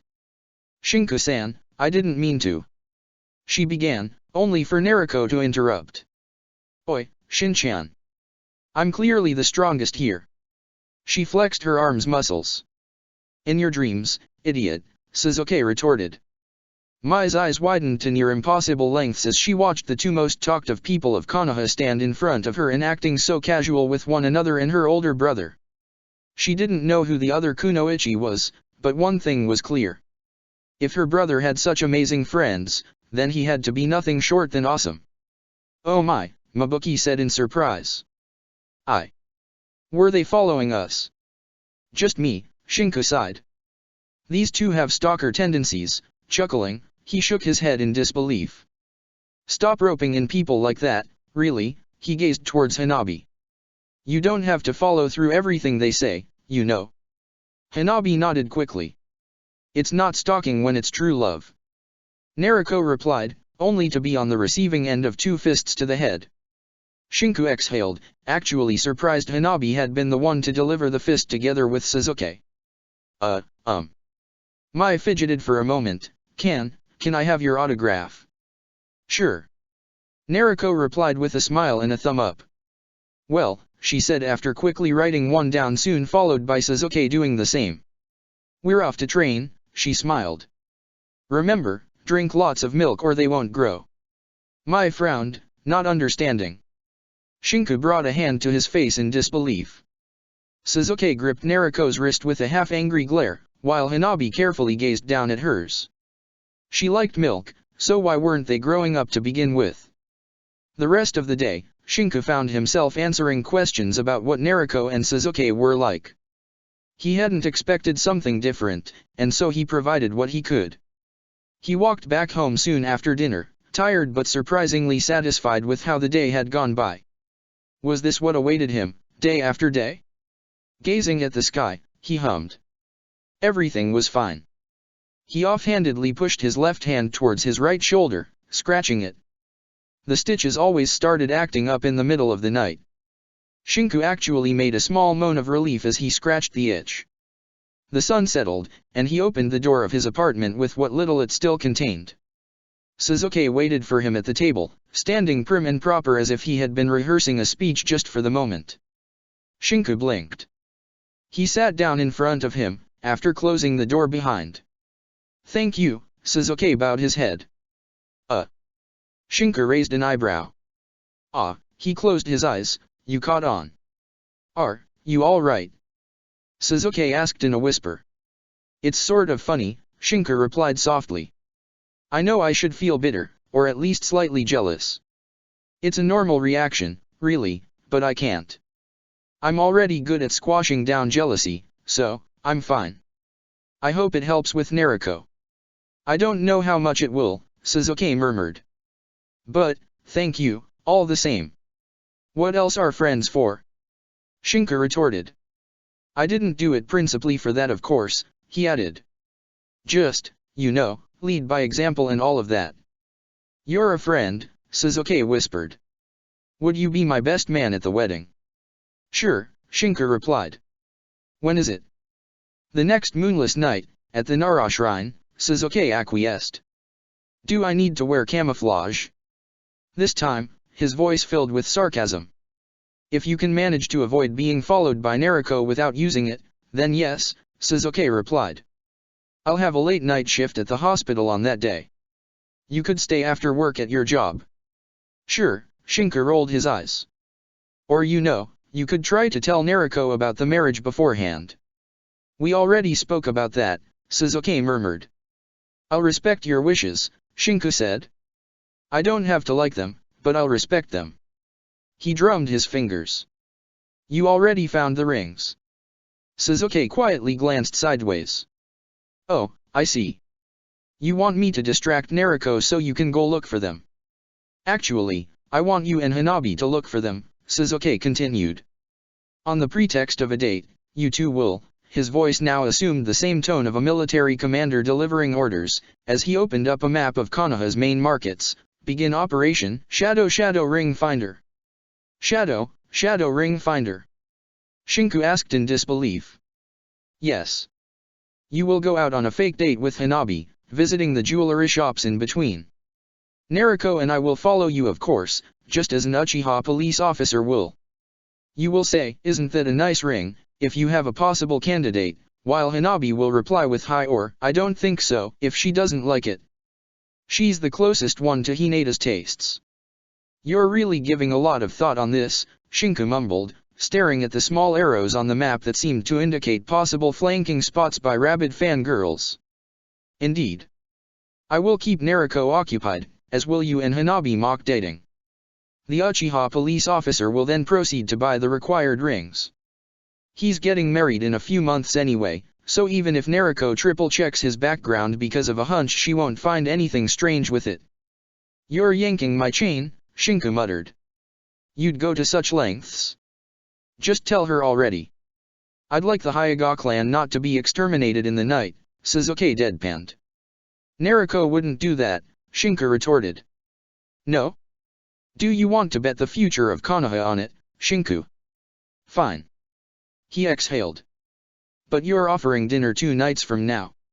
It was Suzuki's turn to bring up an eyebrow. 2 nights from now? Yes, since tomorrow night I'll be busy with Kakashi, he remarked dryly. And I'll probably have to deal with another night out a few days later. He sighed. I never thought my schedule would get this full. Why? Suzuki asked. Because I'm trying to make friends with the rest of the teams of our generation, Suzuki, Shinku continued, so I can pull Nariko along. Oh. Silence settled between the two. I should have thought about that earlier, Suzuki muttered. You were busy with, not dying and working at the hospital, Shinku replied. Don't worry though, he smiled. You entrusted Nariko to me. I won't let you down on it. Suzuki chuckled. Thanks, Shinku. Nah, don't bother until you see the bill for the mock date. We're going to be eating caviar until we die. Oi! Suzuki exclaimed, a tick mark on his forehead. I never said anything about paying that bill. What? No, I clearly heard you, oh Supreme Shinku-sama, I will gladly foot the bills for the date. Are you channeling Nariko now? Suzuki mouthed in shock, stop. Come back to Earth, Shinku. Renounce that evil. They both laughed. Nariko carefully slid open the door of the hospital's archive room. The security increase had been no joke, but she had managed to enter anyway without anyone seeing her. Stepping inside, she carefully moved towards the drawers in the corner. Flipping open the Y section, she removed the Yakushi Kabuto folder and began to read it. Her eyes scanned through the usual spouted drivel, before she settled on the patients the boy had treated. She hummed thoughtfully, letting a few of her Kage Bunshin check those patients' records. Everything returned clean. No mysterious deaths, no strange conspiracies, that was even more suspicious. Carefully, she placed everything back where it was and popped away with the other Kage Bunshin. The real one, sitting near her sleeping mother whose face was on her father's bed sheets, exhaled. She began to chew on her thumb's nail. It was suspicious. It was strange. She'd check the Konoha archives. She'd look in the TNI department. She wasn't going to stand by and watch as a nobody took her friend away just like that. So what if Shin-chan couldn't be an active shinobi anymore? It didn't mean he had to start hanging out with other people. Her father's conditions didn't change at all. Tsunade Bachin had said it was because of a neurotoxin, or something similar in the bloodstream. The poison had to be inhalable, because there had been no signs of ruptured skin if not for the bruise her mother had delivered to her father. That was what the medical trial ascertained. The Umbu had seen her mother deliver a punch and then leave. She groaned, before looking at her mother's sleeping form and her father's immobile one. She couldn't stay there a moment more. Where could she go? Yuki-chan had said he'd take care of guarding Shin-chan, so she could spend some time with her family. Her mother was sleeping and her father wasn't up for conversations at all. Stretching slightly, she gazed out of the window into the dark of the night. She needed fresh air. The chibi was probably sleeping. The Ichiraku ramen had closed for the night most certainly. Outside of the hospital, there was just the occasional umbu rushing by. What could she do? She opened the window and slid outside, closing it behind her. She jumped then silently, flickering on a nearby rooftop and from there to another one. A few shunshin later, and she stopped. Why had she gone there, of all places? She was right atop her father's stone head. It had always been her favorite spot, and even then, it held a certain fascination in her mind. Nariko was bothered. She wouldn't admit it outright, but there were a few things that bothered her. Firstly, Shin-chan's stupid optimistic view of the world. He had lost an arm. He was supposed to be angry, not relieved. She didn't know whether it was that which was hurting her, or the fact he had taken the excuse to drop out of active service with glee. She couldn't understand it. She was glad he wasn't risking his life again, but at the same time she wasn't. It was complicated. She nodded to herself. Complicated was probably the best answer she could come up with. The second thing that grated on her nerves was that she knew something was wrong, but she couldn't place it. It was some sort of small nagging voice in the back of her head. It was a twinge that made her heart hurt. She realized it then, as she gazed at the sleeping village, what it was that made her feel so. She felt unfulfilled. Her hands slapped her cheeks tightly. No brooding, she grumbled. Emo Yuki-chan broods enough. Dad's going to pull through, everyone is going to be happy, and nothing bad is going to happen to Shin-chan anymore. Yuki-chan's going to make it through somehow. Chibi-chan won't end up being a backstabbing bitch. Maybe everything will be fine from now on. The nagging feeling returned. It felt as if she was forgetting something. Something very important. Haiden grumbled. Kakuzu snorted. Nagato gazed at the map. With the rain pouring down thickly and hitting against the window of the small room in the Land of Rain's shinobi village of Omegakure, it was the perfect setting for a dry-cut conversation between the members of Akatsuki. Sasori's spy came through with the patrols, Nagato said crisply. We will have to strike quickly to apprehend the Jinhiriki. Each of you will be required to fulfill its role as fast as possible. The loss of life will be great, but once that is over with, our weapon will be nearing completion. He gazed at Zetsu. How are things faring?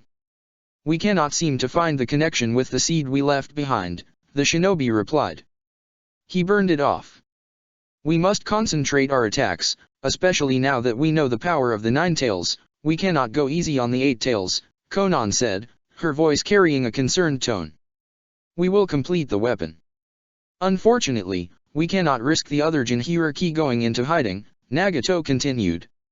Which is why one side will take care of securing the location of the one in Konoha. He gazed at the red-haired girl and the orange-haired man. I trust you can provide with the Jinhiriki's location at a moment's notice.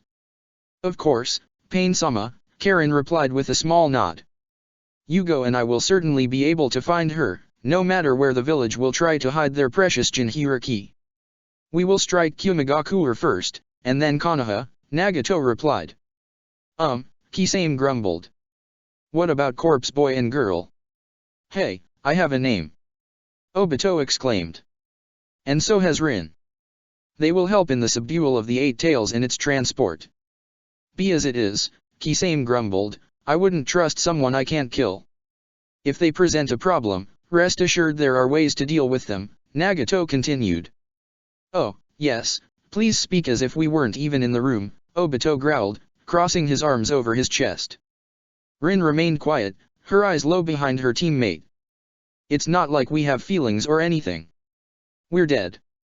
Somehow, I hoped they would stay silent after reanimation, Kakuzu grumbled. I have enough with one immortal man-child. I think the cult of Jashin could use more followers, Haiden replied snidely, taking out his scythe. It will be my painful pleasure to instruct these heathens. Nagato closed his eyes for a moment. Why were all the S-rank shinobi mad lunatics? Couldn't they be sane and well-centered individuals? The rain kept falling. No one answered his silent mental plea for a reason. Chapter 69, In for a Ryo, In for a Kidnapping. There was a single unyielding truth in life. It was such a truth, such a powerful reality, that it shattered every single misconception he might have had of what was real and what wasn't. Some people you thought unpleasant were bound to pop right back into your life at a moment's notice. Not only that, but they were bound to make a new and different impression each time you met them. The reason for that? Apparently, Kakashi hadn't thought it strange to invite him into the quite assorted group of people for the monthly Jounin ultra-secret poker party. The one thing that made those particular Jounin of Konoha bound by an ironclad code of trust of never ever saying to anyone else what went on during that particular night was due to the high amount of alcohol they drank. It was such a thing, that even Inner had trouble recalling with clarity what went on after the fifth bowl of sake. He did remember seeing Kakashi without his mask halfway through the game. He suspected Matogai had, at one point, started putting up a sober mood and stopped speaking about the flames of youth, particularly when he managed a royal flush. Maybe he actually saw the Jounin commander Nara fail at reading the bluffs, but he couldn't recall properly. There was a very strange image of a dog, a snake, a turtle, and one grizzly bear playing cards with a tree. Still, the reason for his first thought on the unyielding reality of life came to be as he boarded the elevator for the lower levels of the research and development department where he worked while still nursing a pounding headache. Someone else stepped inside just before the doors closed, with an extremely sour look on his face. You still owe me 500 ryos, Shinka grumbled, his left hand nursing his pounding temples. Beginner's luck, Ibiki growled. I call it, highly unexpected stroke of well-planned and masterfully executed preparation, Shinka replied dryly. He winced from the neon lights of the corridor, as someone stumbled in still half drunk. How are we still alive? He mumbled as the doors closed. Kakashi makes good post-drunk drinks, Anko snickered, looking particularly elated on that morning. You vussies doing anything fun tonight? She dropped her head against Ibiki's shoulder, much to Shinka's appreciation since her breath still stank of alcohol. Work, they both replied in unison. They both blinked and stared at one another. Ha, funny, they said at the same time. Would you stop that? They continued on the same rhythm. Ibiki growled, while Inner just looked amused. It's too early in the morning to deal with this shit, they both ground out. At the second floor below the ground, Shinka left the elevator. See you next time, he waved. Remember my money.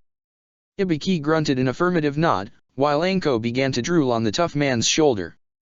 The doors of the lift closed, as it continued to descend towards the torture and interrogation department. Shinku instead continued down the corridor.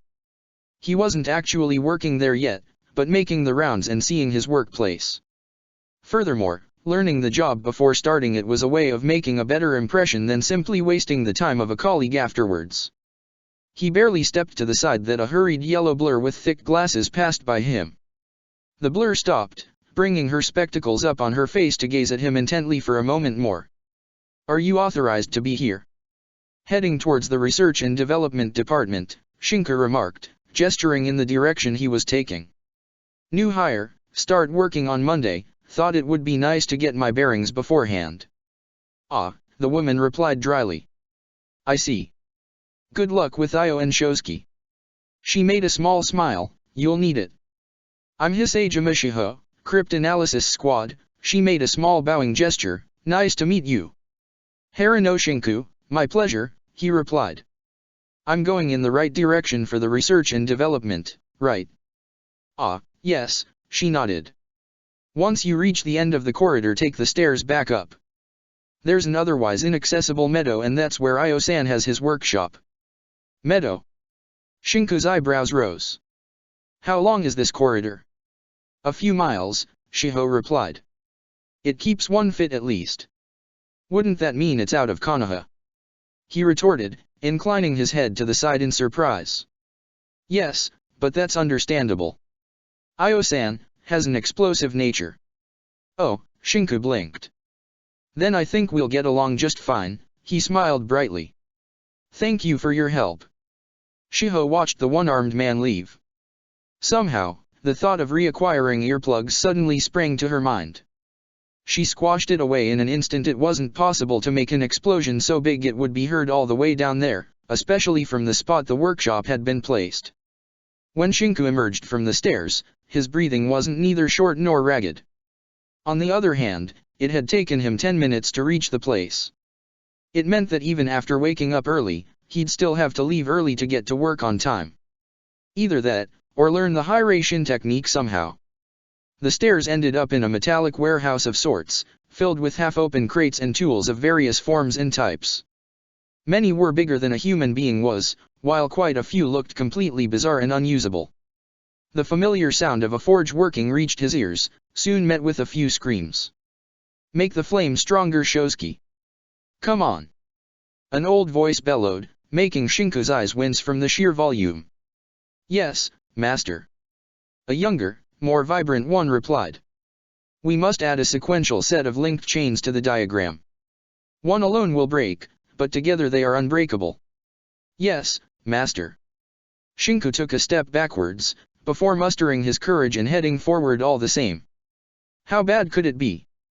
They were creating a somewhat giant, multi-partitioned axe that fit for a giant's hands, clearly not wielded by a shinobi. They were currently forging some sort of long grove of chains to act as a mean to give reach to the weapon. It wasn't just hideous. It was plain wrong. He missed Muramas-san already. Maybe he should have gone on a private company job, rather than the government one. He watched the pair work, their attentions wholly focused on the task. Finally, the weapon was finished. Shinku frowned as he watched the two attach the chains to the blade of the axe, as if expecting it to suddenly move and start fighting on its own. Very well, Shosuke. Let us now take care of our next. The old man stopped, finally realizing they were no longer alone in the workshop. Ah. He clasped his hands together. You must be Harino. Well, I like a hard-working spirit. Couldn't wait until Monday to start working. I'm just getting my bearings, Shinku replied. I'm supposed to be doing a desk job, right? Right. I don't have time to write reports of what a weapon does, you see. And Shosuke here is better suited to help me out. So I needed someone who wasn't afraid of risking his limbs while watching the weapons being tested. The old man winced a moment later, realizing that Shinku had only one arm to begin with. Shinku had a bad feeling about the entire deal now. I see, he acquiesced.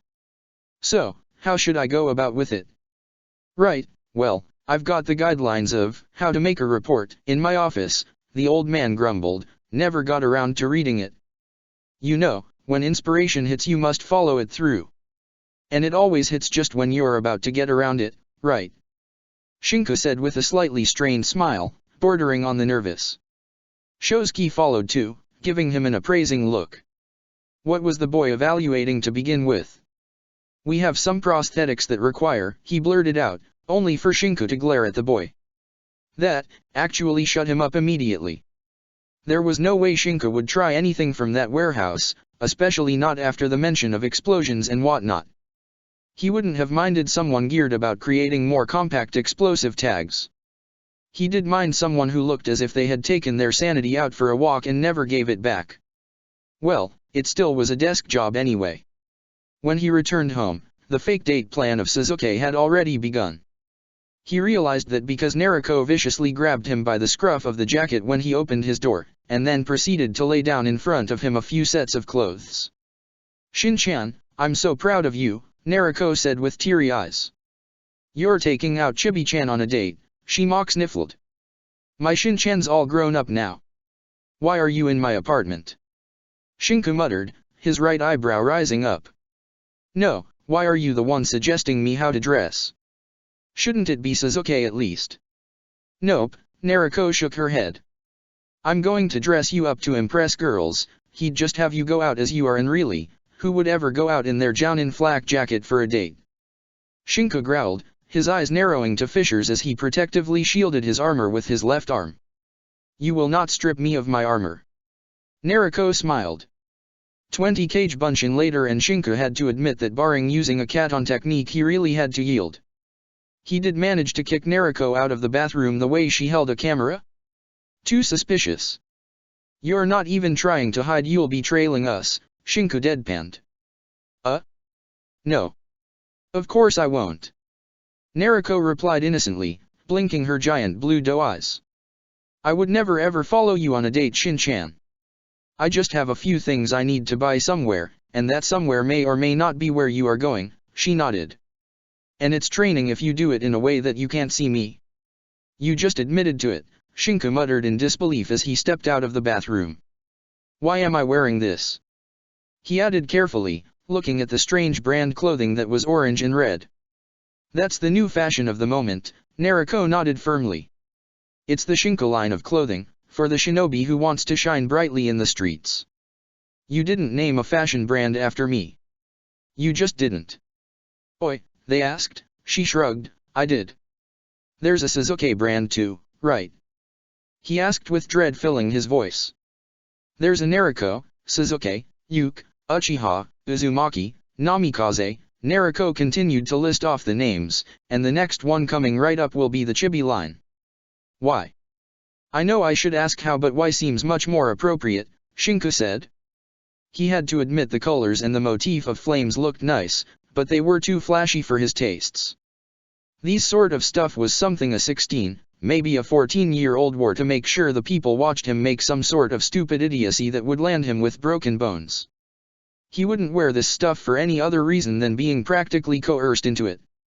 "You'll have to talk with my manager about that," Naruko nodded, before creating a Kage Bunshin of herself. The only difference was a pair of glasses. "So," Naruko with glasses said, "it's obvious that anything I publicized sells. I don't have much of a brain in the originality department for names, I mean, just look at my usual attire." Shinku decided to glide over the fact that a Kage Bunshin of Naruko was actually insulting Naruko. "Oi!" Naruko snapped back. "I can be extremely original. In murdering fashion, probably," Naruko with glasses stated plainly. "Now stop distracting me." Anyway, she looked at Shinku, "I make stuff using Kage Bunshin. I sell stuff that I say is good. Do you know I can sew up a new piece for any of my collections in less than 20 minutes? You can sew." Shinku was receiving enough information for the day. "I can do a lot of things, Shin-chan," Naruko the real one pouted. "Want to see what I can do with my tongue?" she added with a teasing tone. Shinku shrugged. "Sure." Naruko turned a nice scarlet color, flailing her arms in front of her. "I was joking. Just joking." "Arg." Her hands went through her hair. "Why can't you stutter?" "Because you aren't doing it right." Shinku hazarded. "As if." Naruko pouted, crossing her arms over her chest. "How would you do it?" "I would not," he replied. "That's the point. I'm expecting you to try these teases but never bring them to fruition. It doesn't matter how physical you get or how sultry you talk. I know you value yourself enough not to actually do something like this in reality." He gave her a flick against the nose. "So if I actually were to tease you, I wouldn't. I would genuinely try to seduce you. That's the difference," he winked at her, "because I'm the epitome of charm in the shinobi world. I have a fashion brand named after me, I'll let you know." Naruko chuckled. "Just don't let Chibi-chan cry too much when you let her down, alright?" Shinku smiled. "I'll be as gentle as possible." She nodded. If she asks why, you can say it's because you like your girls to have boobs. She pressed her breasts together, or blonde and far more mature. That would put you out of the competition, Nariko, he replied softly. Nah, it wouldn't, Nariko shrugged. I'm being cheerful on purpose. Being cheerful and being immature are different things, mister. I will now uphold a stick up my butt when it is required that I sacrifice myself for the village. She gave a quick glance at the clock hanging from the wall. However, this isn't the time. You have to go, Shin-chan. Woo the chibi, feel the chibi, but remember. Do not touch the chibi. It's illegal. And if you make the chibi cry, be prepared for the chibi protection unit to track you and mercilessly make you pay. Shinku sighed as he stepped outside. Nariko smiled brightly, waving him goodbye before closing the door. The fact she had closed him out of his apartment registered for just a second. He departed with a smile on his lips. The day was beautiful. Now, he just had to forget he was on an operation to get Suzuki a ring for an arranged marriage. He didn't even recall what particular sentence he had to say. The meeting point was at a fountain near a famous square, not far from the start of the market and one of the favorite spots for couples who wanted to go somewhere nice around Konoha. Hanabi was already there. Well, in truth, she was hiding nearby, in order to arrive after him if he had to hazard a guess. She had been there since early morning. He simply watched as she coincidentally entered the square from another side. He had to thank Suzuki. Shinku had no doubt in mind that, had it been Nariko, Hanabi would have come to the date half-naked. As it was, she was wearing a most fashionable shirt and jacket, with a pair of trousers. She wasn't dressed for the kill. It had more of an informal, friends hanging out, vibe. If it weren't for the light lipstick and makeup, he wouldn't have doubted she'd be ready for a mission in little time. Hanabi, he greeted her. Shinku-san, Hanabi returned the greeting. Have you been waiting long? No, I just arrived, he quickly replied. Well, let's. A small bullet of paper slammed against the back of his neck. He gripped at it with his left hand, slowly unfolding the wet paper. Compliment clothes. Shinku smiled. Hanabi fidgeted. He was going to murder Nariko somehow. Maybe he could use a fast-acting neurotoxin, but he really didn't want to see her survive that and end up with fewer brain cells than before. You look nice, he said. Thank you for your kind words, Shinku-san. They began to walk side by side, in perfect silence. Shinku snapped his head sideways, avoiding another paper pellet. Hanabi looked at the pellet on the ground for a moment, before softly bringing up her right eyebrow in an inquiring way. You weren't informed they would tail us? Shinku asked with his voice light. Yes, Hanabi acquiesced. I thought Namikaze-san would act less childishly. She rubbed her left arm, looking uncomfortable. I'm sure she'll stop with the advice as soon as Suzuki manages to intercept her, he replied thoughtfully. How is your gentle fist style coming along? Hanabi caught on to the change of argument with gladness, smiling as she excitedly began to speak. Father says I might catch up to Niji soon enough. He also praised my kiten, she smiled, her cheeks slightly pink. It did hold against Orochimaru's attack, Shinku pointed out. How can you not praise that? You defeated one of his Kage Bunshin and went for help, Hanabi quipped in. At Shinku's perplexed stare, she added softly. I had the Byakugan activated. That's why we stalled for time. Oh, Shinku closed and opened his left hand. I see, he gazed at a nearby stall. You trusted me to come back in time, that was risky, Hanabi nodded slowly, but I was sure you would come through, she smiled briefly. She spluttered a moment later, gazing sideways in embarrassment. I mean, of course you would, right? Sure, he smiled. Of course I would. I owe you my life twice, Hanabi said, a serious tone in her voice. It's a debt I don't think I'll ever be able to repay. Just live a good and long life, Shinku retorted, but really, shouldn't we be talking about lighter stuff than debts and the war? Like. His hand went through his hair, lost in thought. No, I have nothing. Hanabi giggled lightly. We are two very serious persons, Shinku-san. Fine, his lips twitched upwards. How are we supposed to loosen up then? He avoided another pellet. My sister said to find something we both enjoy and speak about it, Hanabi mused. It should be something that isn't bloody. That's going to be a problem, Shinka remarked. Oh, right, well, I'm taking up gardening as a hobby, he added. You are? Hanabi asked. Why? I have a very big garden, he answered. Right, Hanabi mentally face-palmed. Is there any housewarming gift you would like? Not particularly, Shinka shrugged, a shovel for gardening. Hanabi turned thoughtful. How do you wrap a shovel for gardening? She asked, genuinely curious. Why would you need to wrap it? Aren't gifts meant to be wrapped? Why would anyone need to wrap a shovel? Wouldn't a ribbon be enough? Hanabi frowned. But unwrapping gifts is. Oh, Shinka smiled. That's a surprisingly childish thing to like, he chuckled. Hanabi's good mood evaporated in a split second. She was not childish. She was a refined young lady. A rock pebble nearly lopped off Shinka's right ear, as he barely managed to dodge the small missile that cracked the ground. A bead of sweat formed on the corner of his forehead.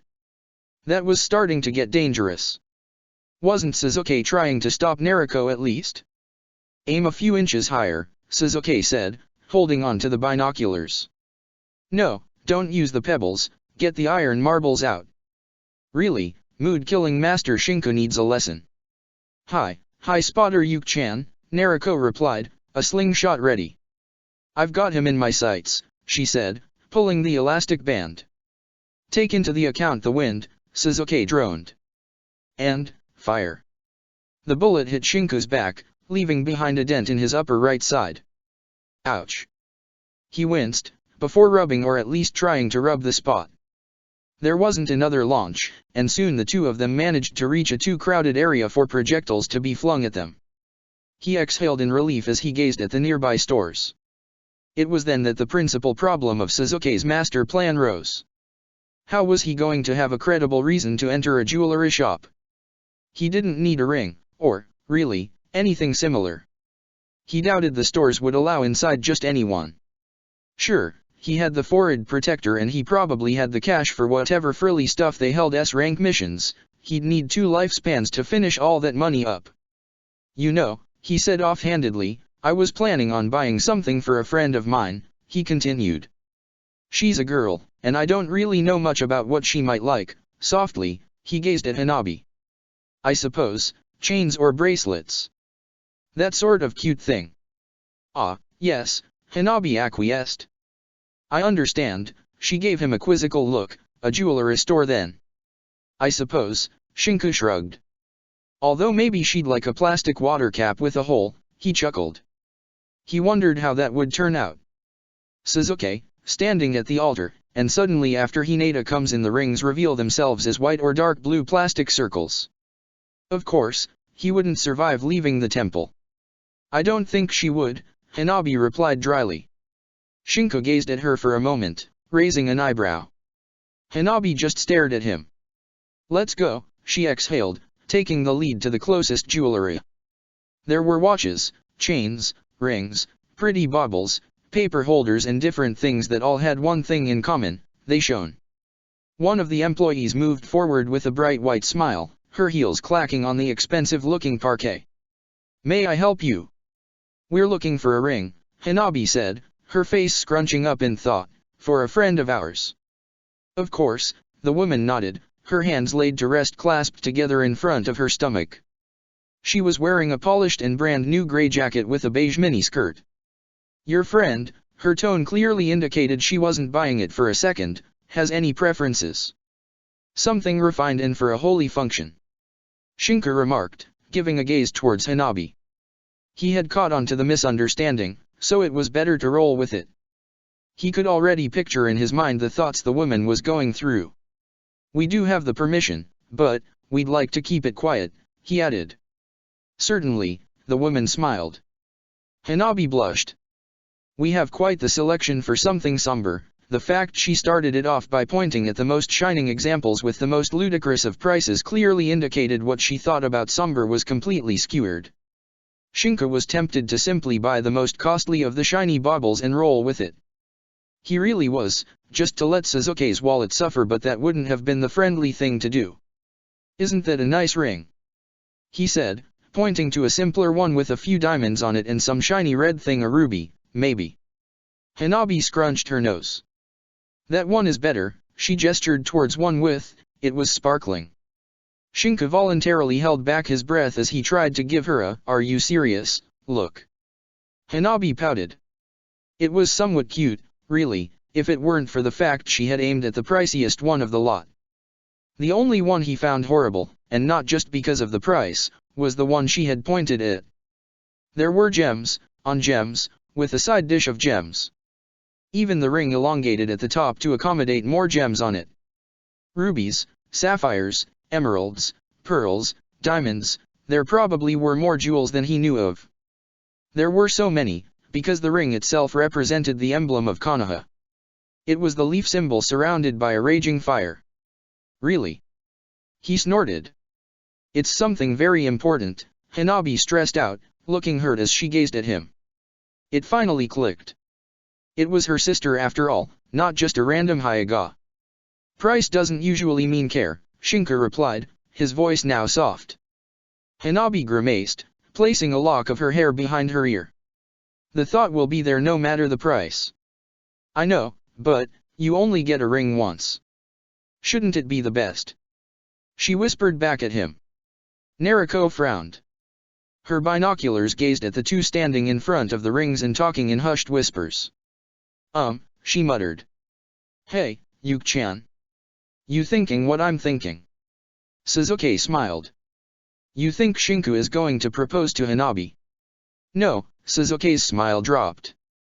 "I think he's going to propose to someone else." Her voice grew weaker as she said that. "You don't think it's me, right?" Sasuke blinked. "I mean, shouldn't proposing be something you think of after years of dating?" Naruko was actually uncomfortable at the prospect. "I mean, even after all of that, you don't just go up and about throwing a ring at someone and saying, 'Oi, do you want to be my girlfriend and get married,' or stuff like that. I mean, things have an order, right?" "I don't think that's the case," Sasuke replied. "He could be looking for a chain or something else." "They've been looking at the rings for quite some while," Naruko deadpanned. "They're buying a ring. Maybe he has a girl he fancies." Sasuke hazarded. "Still, why buy a ring in the first place?" "Maybe they're just looking at them," he suggested. "And he likes to browse stuff, so he's taking a long time." "Nah, I know Shin-chan. He doesn't look at stuff. He gets what he needs and leaves. A normal person takes half an hour to go through the grocery store. He takes 5 minutes flat." "Are you actually stalking him?" Sasuke deadpanned. "I have a Kage Bunshin acting at the local supermarket as a cashier," she replied. "I have one practically everywhere that counts," she added. Sasuke mentally jolted it down. "You know," she muttered, "I wouldn't dislike dating someone." Sasuke's spit constricted into his throat. "But my selection is limited, really," Naruko groaned. "I mean, you're practically my brother, we even bathed together." She gazed towards Shinku, "and I think Shin-chan would just comply because he's sort of, you know, always being bullied around." "That's not really true," Sasuke began, only for Naruko's glare to stop him in his tracks. "He's not really that much of a confrontational person," Naruko continued. "If he can get away with it with little fuss or by making a loud explosion, he'll choose the first option. He does say no an awful lot more now." "That's because he knows when to," Naruko muttered softly. "I mean, I wouldn't really force Shin-chan to do something that would hurt him, just like you wouldn't. At the same time, he knows when he can say no without hurting us. If you asked him out on a date, he'd say yes even though he's clearly not a seme. He'd do it just not to hurt your feelings, like he's doing now with Chibi-chan. You think he's taking her out because of pity?" Sasuke retorted. "Of course," Naruko rolled her eyes. "How long did he know her?" "A month, maybe 2, he could take advantage, but he doesn't. That's why he's Shin-chan." "He's kind like that, I suppose," she grumbled. "Seeing him going on making friends, forgiving people, and dating of all things, it makes me think." Sasuke did not bring a sarcastic reply out of his mouth. He remained quiet, and he listened as Naruko continued. Maybe there's a lot I missed on. You think I'm still in time to catch up? Sasuke sharply breathed in. Yes, he said. I'm sure you can. Naruko chuckled. First step is getting Shin-chan to stop with his stupid idea of buying a ring for me, then. You're awfully sure it's for you he's buying it, Sasuke deadpanned. Duh, she rolled her eyes. I'm the sexiest kunoichi he knows and probably the only one. Really, unless it's for you and he's actually a seme. She frowned. Or for someone else, but who and why? She closed her eyes. Shin-chan might have more friends than I know of, Naruko grumbled. Who could he have? She inclined her head to the side. Where did he? Oh, her eyes snapped open. Sasuke froze. For a single instant, Sasuke remembered what fear was like and knew atrociously how outclassed he was. He settled it down into the pits of his innards, as he watched the narrow and cold glare that Naruko gave off, crimson in its fury. Naruko. She couldn't have realized he was getting married, right? There was no indication for that. As fast as the murderous rage had arrived, it disappeared into nothingness. Naruko. Sasuke tried again. Nah, Yuki-chan, Naruko said in a low murmur. Shin-chan went only 2 places without us in tow. Isn't that right? He went to the Yamanaka flower shop, she said bringing up her index finger, and he went to war. So. Her eyes gazed at him, making him shudder. There is only one whore I know of, and it's a whore I kept out of your hair, but I didn't do the same for Shin-chan. Naruko chuckled. Dobe, stop, Sasuke said firmly. Stop it, now. What? Naruko snarled back. She clearly corrupted Shin-chan. He was going to see her father for his mumbo-jumbo about mind and whatnot and she corrupted him. That must be why he's buying a ring. The whore wants a pretty something to shove into my face. It's been years since you last talked to Ino, Naruko. Sasuke exclaimed, gazing at her. I'm sure it isn't that. But it fits. Naruko snarled back. She was just waiting for the right moment to strike. Let's bet on it, then. Sasuke said, sharply taking an air. If what you think is wrong, then you have to make friends with her and Hinata once more. Naruko blinked. What? You heard me the first time, Sasuke hissed. This paranoia of yours ends here and now. Shinku told you and now it's my turn to tell you off. Stop seeing shadows where there are none. If you're wrong, you will not only make peace with Ino and Hinata, but you will become their friend again. You can't force friendship like that. Naruko spluttered. No, but you can apparently force backstabbing personas in whoever displeases you, Sasuke retorted. So I will force you to make peace and strike friendships, even if I have to hit you with a shovel to do so. Fine, Naruko muttered, but what about my side of the wager? What do you want? A lifelong ramen service? No, Naruko said sharply. If I'm right, and I know I will be because I know that backstabbing bastards never change, you will help me teach Ino her place. You needed someone to try the Tsukuyomi on, right? I'm not going to use the Tsukuyomi on anyone. It's a 70-hour repeated vision of death for the one who suffers it. Sasuke snarled. Nobody survives that with his brain intact. Fine, Naruko grumbled. I'll think of something. I'm sure I'm right anyway. Sasuke snorted. And I am sure you're wrong. Naruko clenched her fists. Good then. She barked. If I'm right, you'll have to do what I say for an entire day. No Tsukuyomi usage, Sasuke snapped. Nothing of the sort, Naruko shook her head. But I have plans for you that involve a maid outfit, she chuckled darkly. And there will be whipped cream involved, and whips. Fine, Sasuke replied crisply. You better have your excuses ready. You better have battle lingerie ready, Naruko retorted. I'm going to take so many pictures, my Gama-chan will explode with Ryo bills. Shinku exhaled as they stepped out of the shop. They had agreed on a band of gold with 3 diamonds on it. There really wasn't a need to view more than one store. An Uchiha police officer stepped inside the shop a moment later, and so he began to walk towards the nearest stall. Just by talking about rings with Hanabi and the employee of the shop, 2 hours had passed by. "Shinku-san," Hanabi murmured. "Sasuke-san told me to ask you something as soon as possible." She clenched her hands. "I know it might seem preposterous, but could you kindly hear me out?" "Sure," he replied. "Do you want to speak somewhere private or?" "After the date," Hanabi murmured, "on top of the Hokage monument." "Why there?" Shinku asked, his eyebrows frowning. "Because it's a date," Hanabi said sternly, swallowing her courage. "And it has a very good view of the village." Naruto grinned from her spot of observation. "Go Chibi-chan. You'll go down, but you'll go down fighting." "You're awfully hypocrite," Sasuke grumbled. "Shut up you," Naruto snapped back. "Everything is fair in love and war." She narrowed her eyes. "And it's an ice cream stop, Very well," she mumbled. "He gets points for the ice cream." Ice cream finished after 5 minutes, and still Shinku didn't have a conversation starter. He could imagine what Hanabi wanted to talk about. He just walked next to her without a purpose. There wasn't much to talk about that didn't involve blood. Their purpose for the date finished, he would have probably stopped for the day.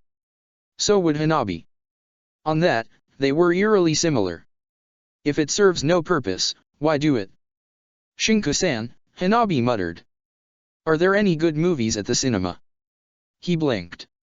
"I have no idea, but we can go watch one."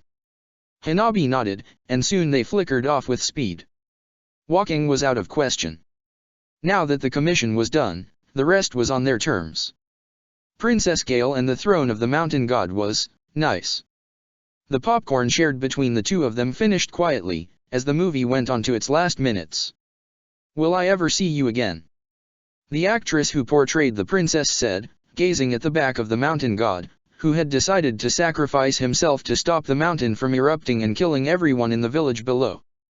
The light gave him off as a tall shoulder-broad man with dark hair and shining green eyes. "Who knows," the man replied, "but as long as you will remember me, one day, I might come back." Laughing brightly, he began to walk towards his death. "Still, remember me with a smile. I'd hate to become a sad memory for you, my love." Princess Gale began to cry, as she fell on the ground, hands to her face.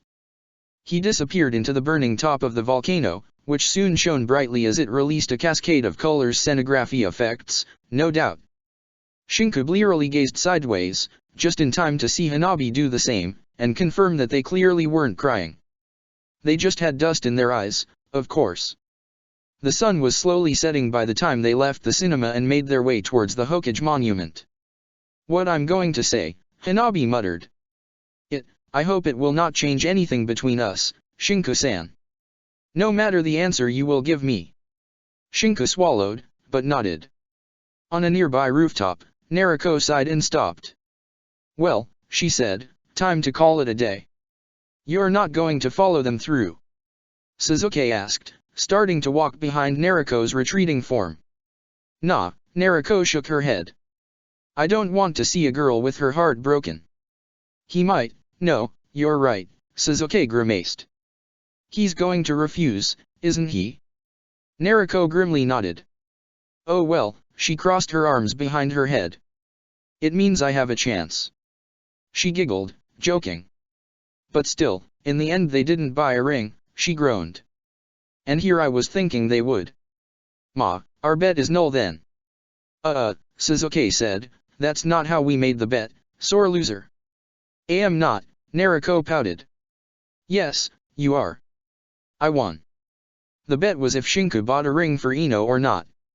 He didn't, hence you have to pay up." Naruto clenched her fists. "Fine," she acquiesced. "One day, I will." Sasuke smiled, "Why not now?" Naruto hesitantly chuckled. "Why not tomorrow?" "Now is better," Sasuke growled. "Tomorrow, I promise," Naruto said softly, "but, I'd like to see if my dad got better or not." "Oh," Sasuke acquiesced with a soft nod. "There are no changes yet." "He's getting better," Naruto replied. Tsunade Bachin says he's going to wake up any moment now. That's good to know, Sasuke nodded. So, tomorrow then. I'll hold you to it. Yeah, Naruko grumbled, stupid Shin-chan, looking for rings and bringing my hopes up for little Shin-chan's running around, she mock sniffled. I'll have to find him a girlfriend if this keeps up, really. You can't even make a friend on your own, Sasuke deadpanned, massaging his temples. He should be the one to find a boyfriend for you. Nah, she smiled. I'm surrounded by sausages, I'll find someone. Sasuke spluttered, before slamming a fist against her head. Really? Have you no shame? Atop the Hokage monument, the view was breathtakingly wondrous.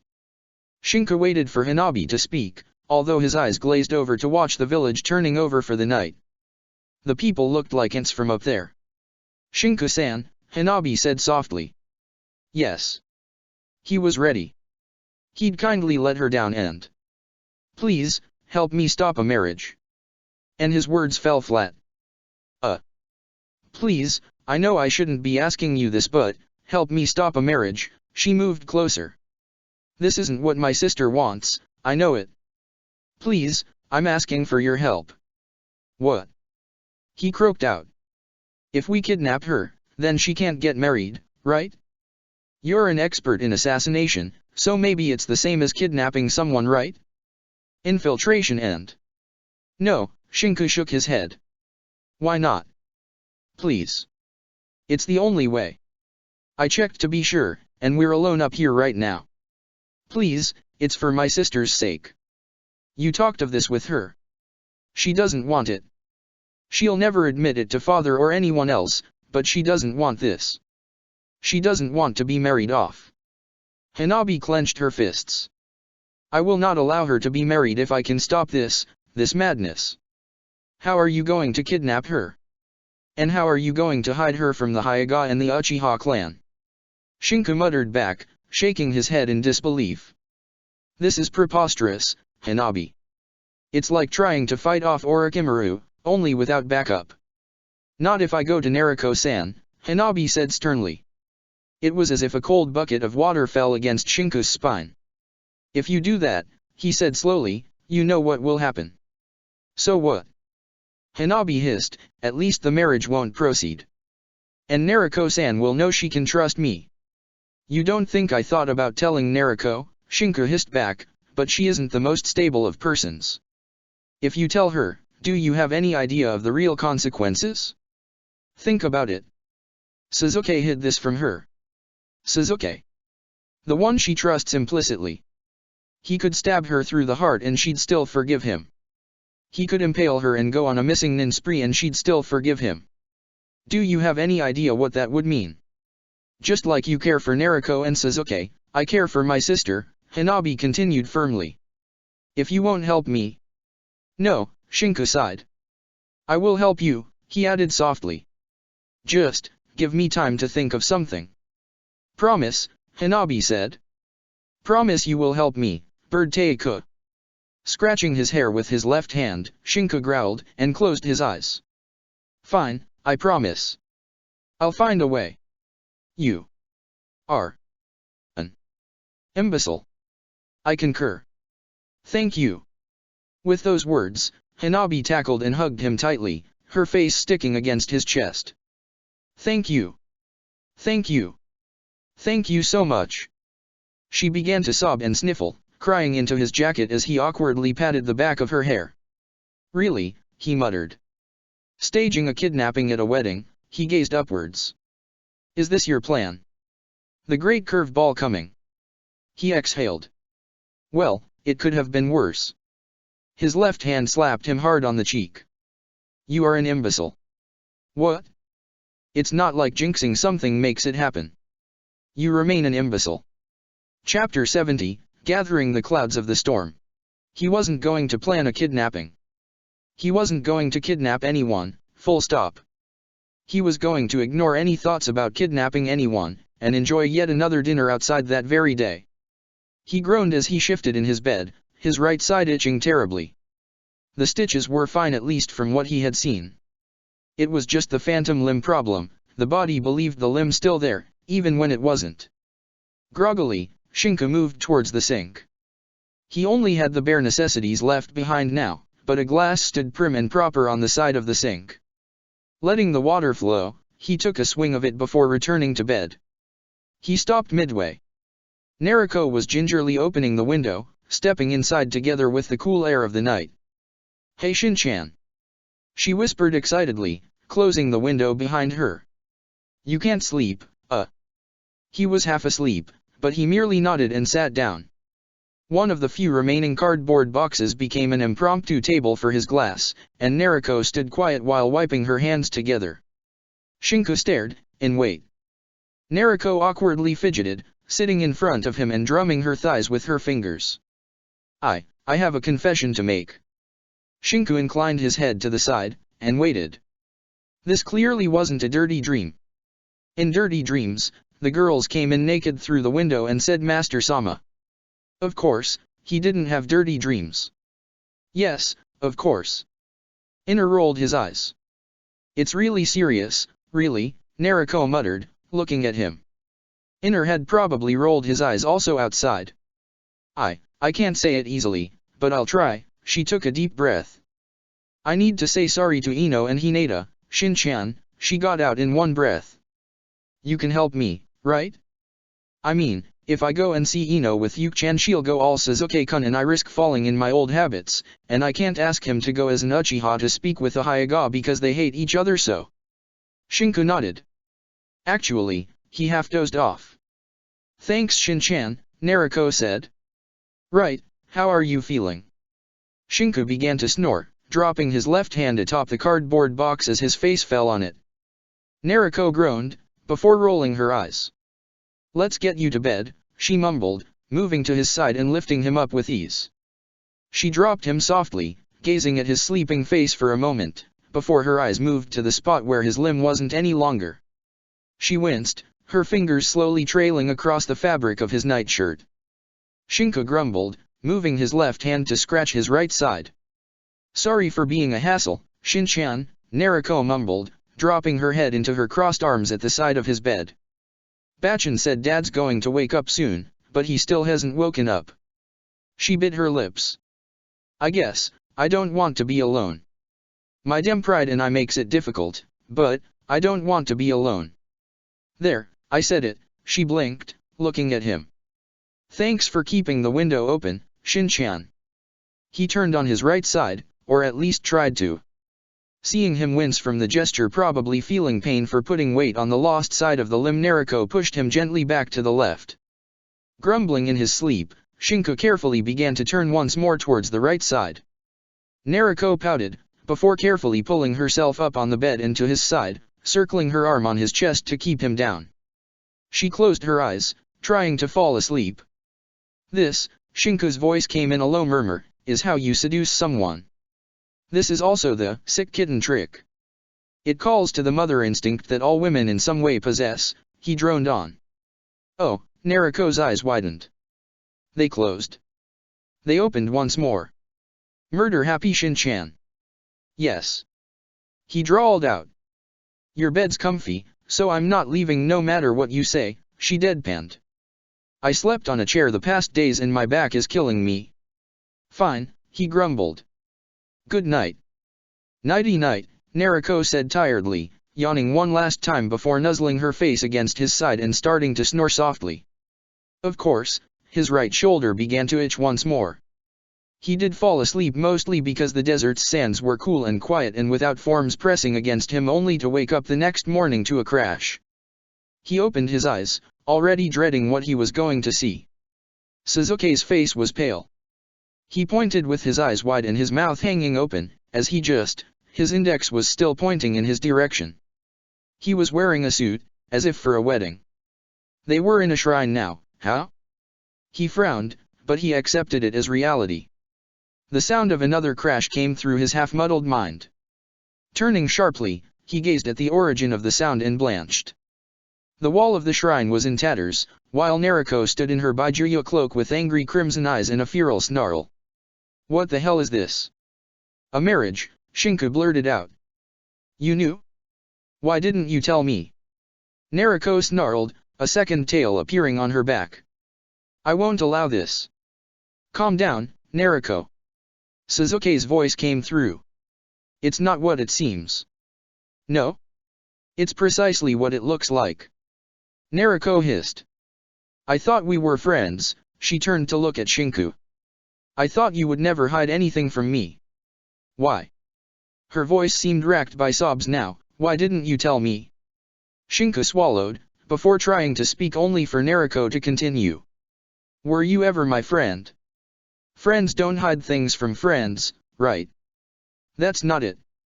I just didn't want this to end in blows, and it was Sasuke who told me not to say anything, and so. I don't want to hear you talk, Naruko snapped, suddenly growling at him. It's not that you're not confrontational, no. You're simply a bitch trying to do everything in your power not to get smashed on the ground. You're a damn bastard of a flea, groveling around like a dog because you can't even realize how pathetic you truly are. You were never my friend. You just wanted me to believe that, didn't you? You just wanted me to accept this sort of pseudo-friendship where you act all shy and meek and then barge in trying to pin the blame on Sasuke or someone else, because it's never your fault, isn't it? You're a coward, Shin-chan. You're a coward. You're so much of a coward that you'd rather make lies up on the spot than man up and admit it. Naruko's form twisted into the dark crimson one of her four tails, before flickering out of sight. The next instant, her hand slammed straight through his chest, gripping at his ribs with a sickening crack. Isn't that right, coward? Better to fault others than admit you didn't try hard enough to save everyone. He was in the forest now. Fighting, running, escaping. It's always about you. Always, always about your survival. What about the others? You coward. I tried. Shinku coughed out, blood dribbling down his mouth. I tried to save them. No, Naruko snarled. You just thought about the best way to save your own skin. With a sickening crunch, Naruko's limb tore through his chest and gouged out his heart. You watched them die. You let them die. You didn't even try. Pathetic. Worthless. Dead last. Now it's your turn. Suffer. The ambush, the kunai and shuriken slicing by the dozens through his face, chest, and arms. Blood spraying out and dribbling down open wounds as the screams grew with each passing second. They laughed, the sound ninja laughed. He screamed as the bones broke and he trashed. The scream tore through the quiet silence of the night as Shinku jumped out from his bed, gripping at the kunai with his right hand. No, he didn't have a right hand, he didn't have a right arm. He gripped at nothing with nothing, his breathing labored and ragged as he slammed his back against the wall of the small village in the land of sound. No land of sound, it was the apartment. He was in his apartment. There was a shinobi from sound too close. He lashed out with the invisible limb and the invisible kunai, and in the invisible nowhere, nothing happened, because he didn't have the right side of his body. Shin-chan. A pair of arms firmly encircled his neck and head, as the side of his face pressed against something warm and soft. It's all right. It was just a nightmare, Naruko's voice came through his half-muddled brain. It was just a nightmare, nothing to worry about, Shin-chan. Nightmares aren't real. I swear they aren't real. It took a few deep breaths to calm his beating heart, even as Naruko actually rocked him back and forth. You just had a bad dream, Shin-chan, Naruko whispered softly. It's fine now. Nightmare, he whispered back. It's a first, since the war. A hand gently rubbed his back. It's all right, muttered Naruko. It's all right. I have nightmares too, she whispered. It happens. You ate too much last night. I'm pretty sure you shouldn't have eaten that second ramen cup. It smelled out of date from where I was. No, I don't have nightmares, I don't, it's... How could he explain? Want to talk about it? Naruko asked. I did this for Yuki-chan too, she muttered, playing with a lock of Shinku's hair. He had a lot of nightmares when we were kids. They were always about his brother dying, and I had to hug him and tell him how stupid he was. Dreams can't hurt us. She made a small smile. Then it would be my turn to have nightmares, and he'd bop me in the head and say, stupid, dreams can't hurt anyone, right, and then we'd pillow fight. Shinku closed his eyes. He had to tell her. He had promised not to tell, but he had to. Hey, Nariko. He began softly, if I tell you something, you promise not to get angry. Sure, she chuckled. If it's an indecent proposal however, I want a dinner first. I mean, a really good date and a dinner somewhere very nice. No, he replied. It's something, really big, like, something you'd really get angry over it for not having been told before, but if I tell you now I'm hoping you'll be less angry than afterwards. Nariko turned thoughtful. This must involve Yuki-chan somehow. I know it. Her eyes widened. Did the cursed seal advance again? He said he had it under control, but if it's going faster than before, how long does he still have? It's that right? Her voice was frantic, as Shinka quickly shook his head. No, it's not that. Not a cricket chirped outside the window. It was the middle if not already further down the way of the night. Nariko took a deep breath. I'm sure it involves Yuki-chan once more, she grumbled. That Demyuki can't really do anything without getting in trouble, really. He's getting married, Shinka murmured softly. Nariko froze on the spot. He swallowed heavily. He knew he was betraying his word with Suzuki, he knew that, but he had to tell Nariko. If the nightmare was anything to go by, he really would dump the blame on someone else like Suzuki. Not that it wasn't the Uchiha's fault for not telling to begin with, but he wasn't going for the easy route of, watch the train wreck happen. If a train wreck had to happen, he'd take it the man way. What did you say, Shin-chan? Nariko said with her voice barely audible as she gazed at him. Is it a joke? Haha, it's not really that funny, Shin-chan. He said nothing. Shin-chan. Suzuki can't get married. I mean, I know him. I'm pretty sure he doesn't fancy anyone in particular. He still didn't say a word. So, he's getting married, she took a deep breath, steadying herself. All right, that wasn't so bad now, was it? I mean, she forcefully smiled. I'm sure he's keeping this completely hush-hush, and he told you because he needed a best man for his wedding and it's practically going to be held somewhere minimal with no one else, right? Shinku nodded slowly. He asked me to wear camouflage. Yeah, Nariko snorted, sure, I think I get it. Must be a civilian girl or something then, and probably he's afraid word will go out and they'll try to hurt her. I don't know why he didn't tell me, but maybe he thought I had a crush on him? Nah, she shook her head. He's my brother. I'm glad he found someone, as long as they love each other and... She painfully opened and closed her hands, and he's probably sure enough that she won't backstab him. It's hard, this trust thing, alright, she slammed her head against the floor. Ouch, Nariko winced, before rubbing her forehead. I can do this. See? I'm not freaking out. I'm a perfectly fine, perfectly rational adult who isn't freaking out because her best friend since the age of 2 is getting married to someone she doesn't know and has never met before, and clearly, Yuki-chan is getting a millions gazillions years of death technique when I get my hands on his ass. Her head dropped down onto Shinku's lap. Pet me, she muttered, or I might actually just go and shovel glass shards and concrete chips up his. Awkwardly, Shinku's left hand began to rub Nariko's head. The girl purred, shutting up from her rant. He still had to tell her whom Suzuki was going to marry. The girl chuckled. You're embarrassed right now, aren't you, Shin-chan? He didn't reply.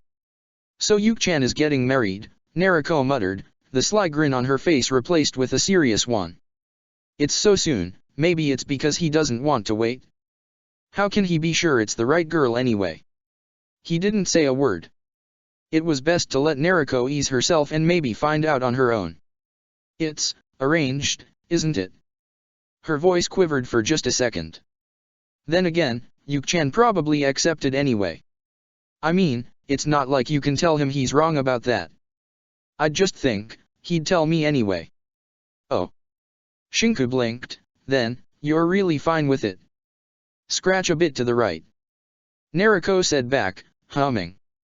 Yeah, that's the spot. She moaned softly in pleasure, Shin-chan, are you sure you're not on the spandex side of Konoha? I'm sure, he deadpanned, gazing towards the window. The sun's coming up. He sighed, I don't have anywhere to be this morning at least. Me neither, Nariko yawned. Can I stay here? Wouldn't you rather be in the hospital? I hate the smell of hospitals, Nariko muttered. And I'll never have to be in one to begin with. I'm my own hospital. I hate seeing people I love end up hurt and in there, so it's not like I have nice memories of that place. There's Yuki-chan, but he'll be busy making rounds since he has the time. She turned thoughtful. I guess if my father wakes up, they'll call me or something. I'm good at breaking bones, not sitting still. I'm planning on sleeping, Shinku said, his eyes towards the bed. His left hand scratched his right shoulder, only for Nariko's own hand to shot up and grab his wrist firmly. Does it hurt?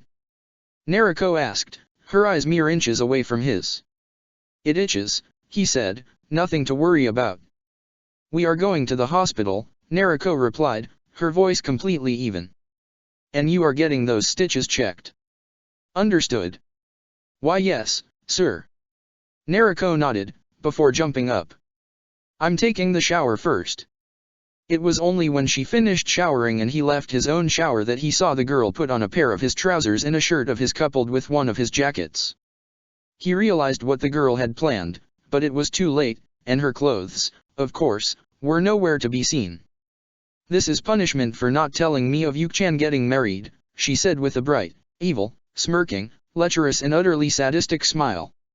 Then she opened the door of his apartment and walked out, yawning and stretching. Shinku barely registered the silence that fell on that particular side of Konoha's street as he stepped outside second, closing the door behind him. You planned this for weeks, didn't you? He said in a low whisper. Well, you were going to change house anyway soon, so what do you care if this one gets a bit of vandalism? You're already done with the moving of the most precious stuff, right? The number of shinobi eyeing him like condors and vultures was steadily increasing as he walked alongside Nariko on the streets of Konoha. The Nariko-tan fans were biting hard on pillows, shirts, and actually eating the blankets with the images of Nariko striking poses. Why are there way more than usual? Because I might have given them some info about where to find me this morning, Nariko replied. I said I was going to make you stutter, although I didn't think I'd manage with just a little bit of mature acting. Mature? You call what happened mature? You had me scratch your head like you were a... His voice dropped down.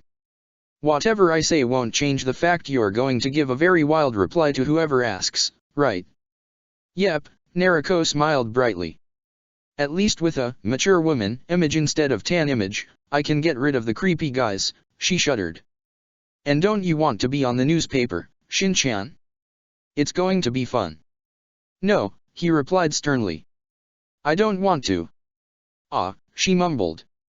Well, don't worry. They won't try anything. I mean it, she gave him a soft and serious look, they really won't if they know what's good for their health. He stepped inside the hospital, the glass doors sliding apart to let him and Nariko in. The receptionist at the counter actually froze her smile on the spot, her eyes moving from him to Nariko and vice versa. Where's Tsunade-bachan? Nariko asked, her voice light.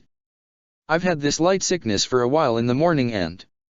The nurse's eyes widened with over 1,000 of possible theories and implications, one wilder than the other, before it happened. Shinku's left fist came crashing down on Nariko's head, sending the girl on the ground as dust lifted itself around them. His right side of the forehead bulged with a nervous tick mark.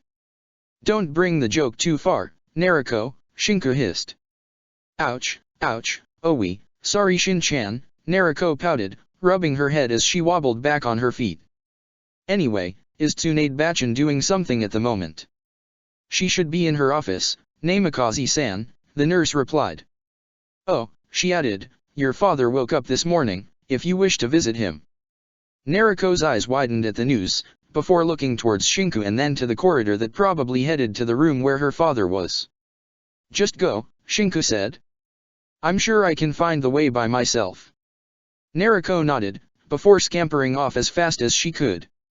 Shinku began to walk towards Tsunade's office after getting the directions from the nurse. It didn't take long to find it. The piles of neat and organized sake bottles outside were a clear-cut indication. He knocked. May I come in? Whatever. That, Didn't sound like a yes to his ears, but he complied.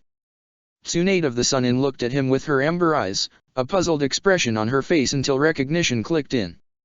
Ah, the medical miracle of life's stubbornness, what can I do for the only person I know of that has as much luck as me? Shinku smiled awkwardly. It's a minor thing, but Nariko insisted. Tsunade snorted. You sneezed, right? Or coughed a bit? The stitches sort of itch, and she saw me scratching that side a bit. Which is perfectly normal and not ground for coming to a Sun-In of all things. Tsunade rolled her eyes, but that girl never understood the half measures. Want a sip? She asked, gesturing to one of the many bottles on her desk.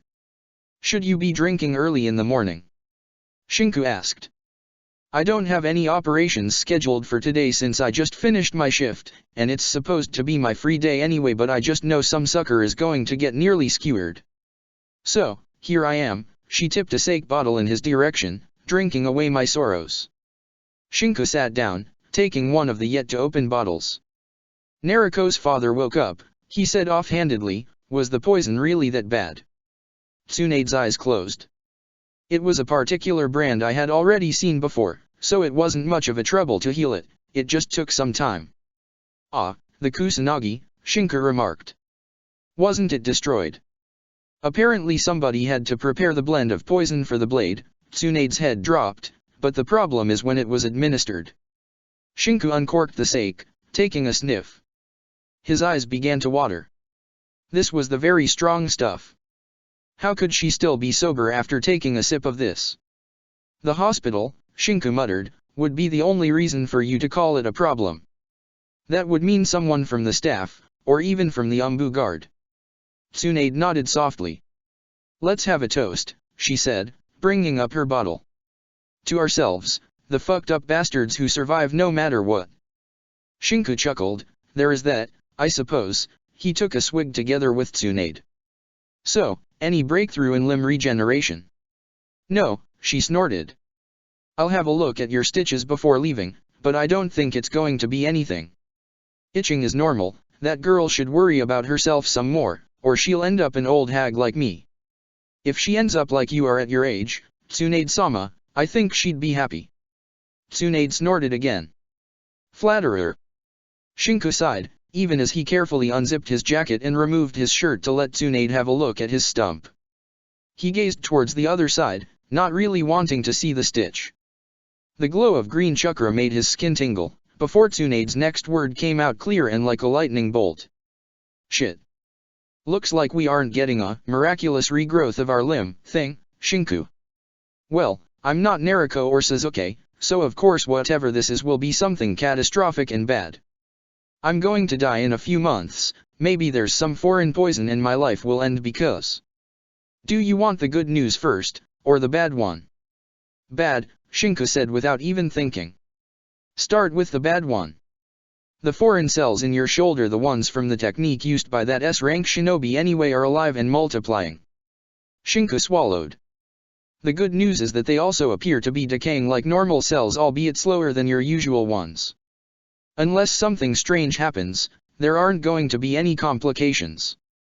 You mean except there being cells from an enemy shinobi inside me? Shinku half shrieked and half said. They were dead when I first operated you, Tsunade retorted hotly.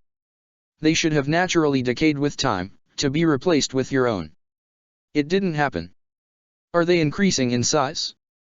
Moving elsewhere? Anything bad I should expect? No, Tsunade shook her head firmly. If anything, your shoulder is going to outlive you. Funny joke, Shinku grumbled. Well, I can add it to my list of shinobi abilities, longevity shoulder, a shoulder that can outlive his shinobi. Provided there is a heart still working, I'm sure that's going to increase my bounty like crazy. The itching is normal anyway, but I can remove the stitches now if you want. It's basically healed to a close. He ground his teeth, get it done with. A few minutes later, and Shinku walked out with a labored breath from the office. He had living cells of an S-rank shinobi in his shoulder. He didn't want that, but he wasn't going to lose his shoulder, and Tsunade had said nothing bad was going to happen. He clearly wasn't freaking out. He needed a stiffer drink. Shinku. Suzuki's voice interrupted him in his quest to reach for the nearest bar, the Uchiha coming out of a room just in time to see his teammates barrel through as if on fire. Is everything alright? Yes, Shinka replied offhandedly. I had a nightmare last night, he said in a whisper. Naruko knows you're getting married. Suzuki's breathing hitched. I didn't tell her with whom. She believes it's a civilian, tell her straight. Why did you tell her? Suzuki hissed back, grabbing him by the scruff of the jacket. Wait, are you drunk? He added, sniffing the air of his breath. Had a chat with Tsunade, Shinka continued softly, that's not important. What's important is that you stop second-guessing Naruko's self-control. Tell her straight, he added. I'm sorry I told her, but I had to. It was getting ridiculous. Hanabi asked me to kidnap Hinata, he muttered, and I had to agree. Suzuki dropped the hold on Shinka's jacket, grimacing. I'm sorry about lashing out. If this is lashing out, I wonder what your definition of hitting someone is, Shinka deadpanned.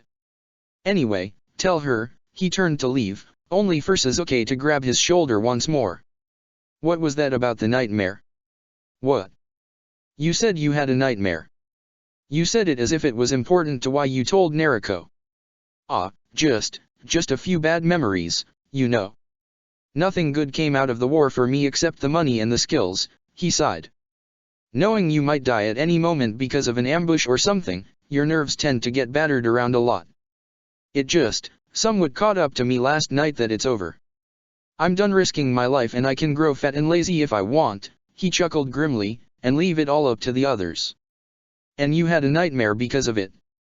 Suzuki pressed on. I accused myself of cowardice, Shinka murmured, and it sort of stuck. Whenever you think you're a coward, Suzuki said, his eyes firm, remember that neither I or Naruko would be here today without you putting your life on the line in Taki or in the Forest of Death. You're anything but a coward, Shinku. You're a teammate, a friend, and family. You've done enough, he patted him, rest easy. Suzuki smiled briefly, I'm sure nobody would ask more of you. I know that, Shinka retorted. It's fine, he gave Suzuki a weak nod, before heading out of that place that smelled like alcohol and death. He knew he hadn't been a coward in youth. He knew he hadn't been a coward during the war. But, hadn't he survived where the others had not? Hadn't he escaped, when he had been the last man standing? He was so good at running, what if by fighting, he could have actually saved any of his ambushed teams? What if? What ifs meant nothing in life? He reached without thinking the Yamanaka flower shop, before stepping inside with an easy stride. The girl behind the counter perked up. Ah, hello there, she smiled. Hey, Shinka replied. So, are they free for tonight? Yep, Ino nodded, you'd better be prepared to pick up the tab. I'll make sure Chuji stops before reaching the 50,000 ryo mark, but he does order in bulk. It's not a problem, he said, dismissing the issue with a hand wave. I'm going to need some seeds to plant for the garden, something easy for a beginner, he continued. We do garden building works too, you know. Ino said, her eyes trailing off to his stump for just a split second. What sort of hobby is it, when you let someone else do it for you? Shinku asked, his voice light. And you should expect Naruko to come sometime in the afternoon. Ino blinked, why would she come? She lost a bet with Suzuki, so now she has to make amends with her old friends and try to build up burned bridges, he answered. Don't be too harsh on her, please. Ino made a thoughtful expression.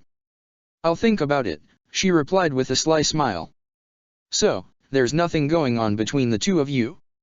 I just heard this interesting piece. No, he sighed, probably it's the prank she did this morning. Really, he shook his head, a twitching smile on his lips, I don't think. The door opened with a creak, as the blonde ponytails of Naruko came into view first, soon followed by the rest of the girl. She stepped inside stiffly, looking around warily like a stray cat ready to bolt at the first sign of trouble. Look what the wind brought in today, Ino said loud enough to be heard. What can I do for you, Namikaze-sama? She drawled that out, looking at her. I wanted. Shinku nodded towards Naruko, who awkwardly stepped closer. To say that I'm sorry I stopped coming around to, fling insults and such. Ino snorted, as if that petty rivalry meant anything. The Yamanaka rolled her eyes. You know what? I have to ask, when was the last time anyone did your hair? Nariko fiddled with the tip of her ponytails. They're fine like this, she meekly said.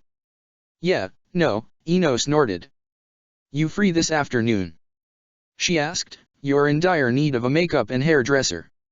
Look at those nails. No, it won't do. I understand you're a kunoichi, but you have to treat yourself better. And you need to ditch those clothes. Really, why orange is still a fad? Oi, don't offend Shinchan's clothes. Nariko exclaimed, as Shinka watched with fascination. Ino turned towards him with a perfectly mixture of shock and purple. What? She croaked out. The prank, Shinka deadpanned. She's making everyone believe we did something in my apartment last night. Ino took a deep breath, a hand to her chest to calm her heart.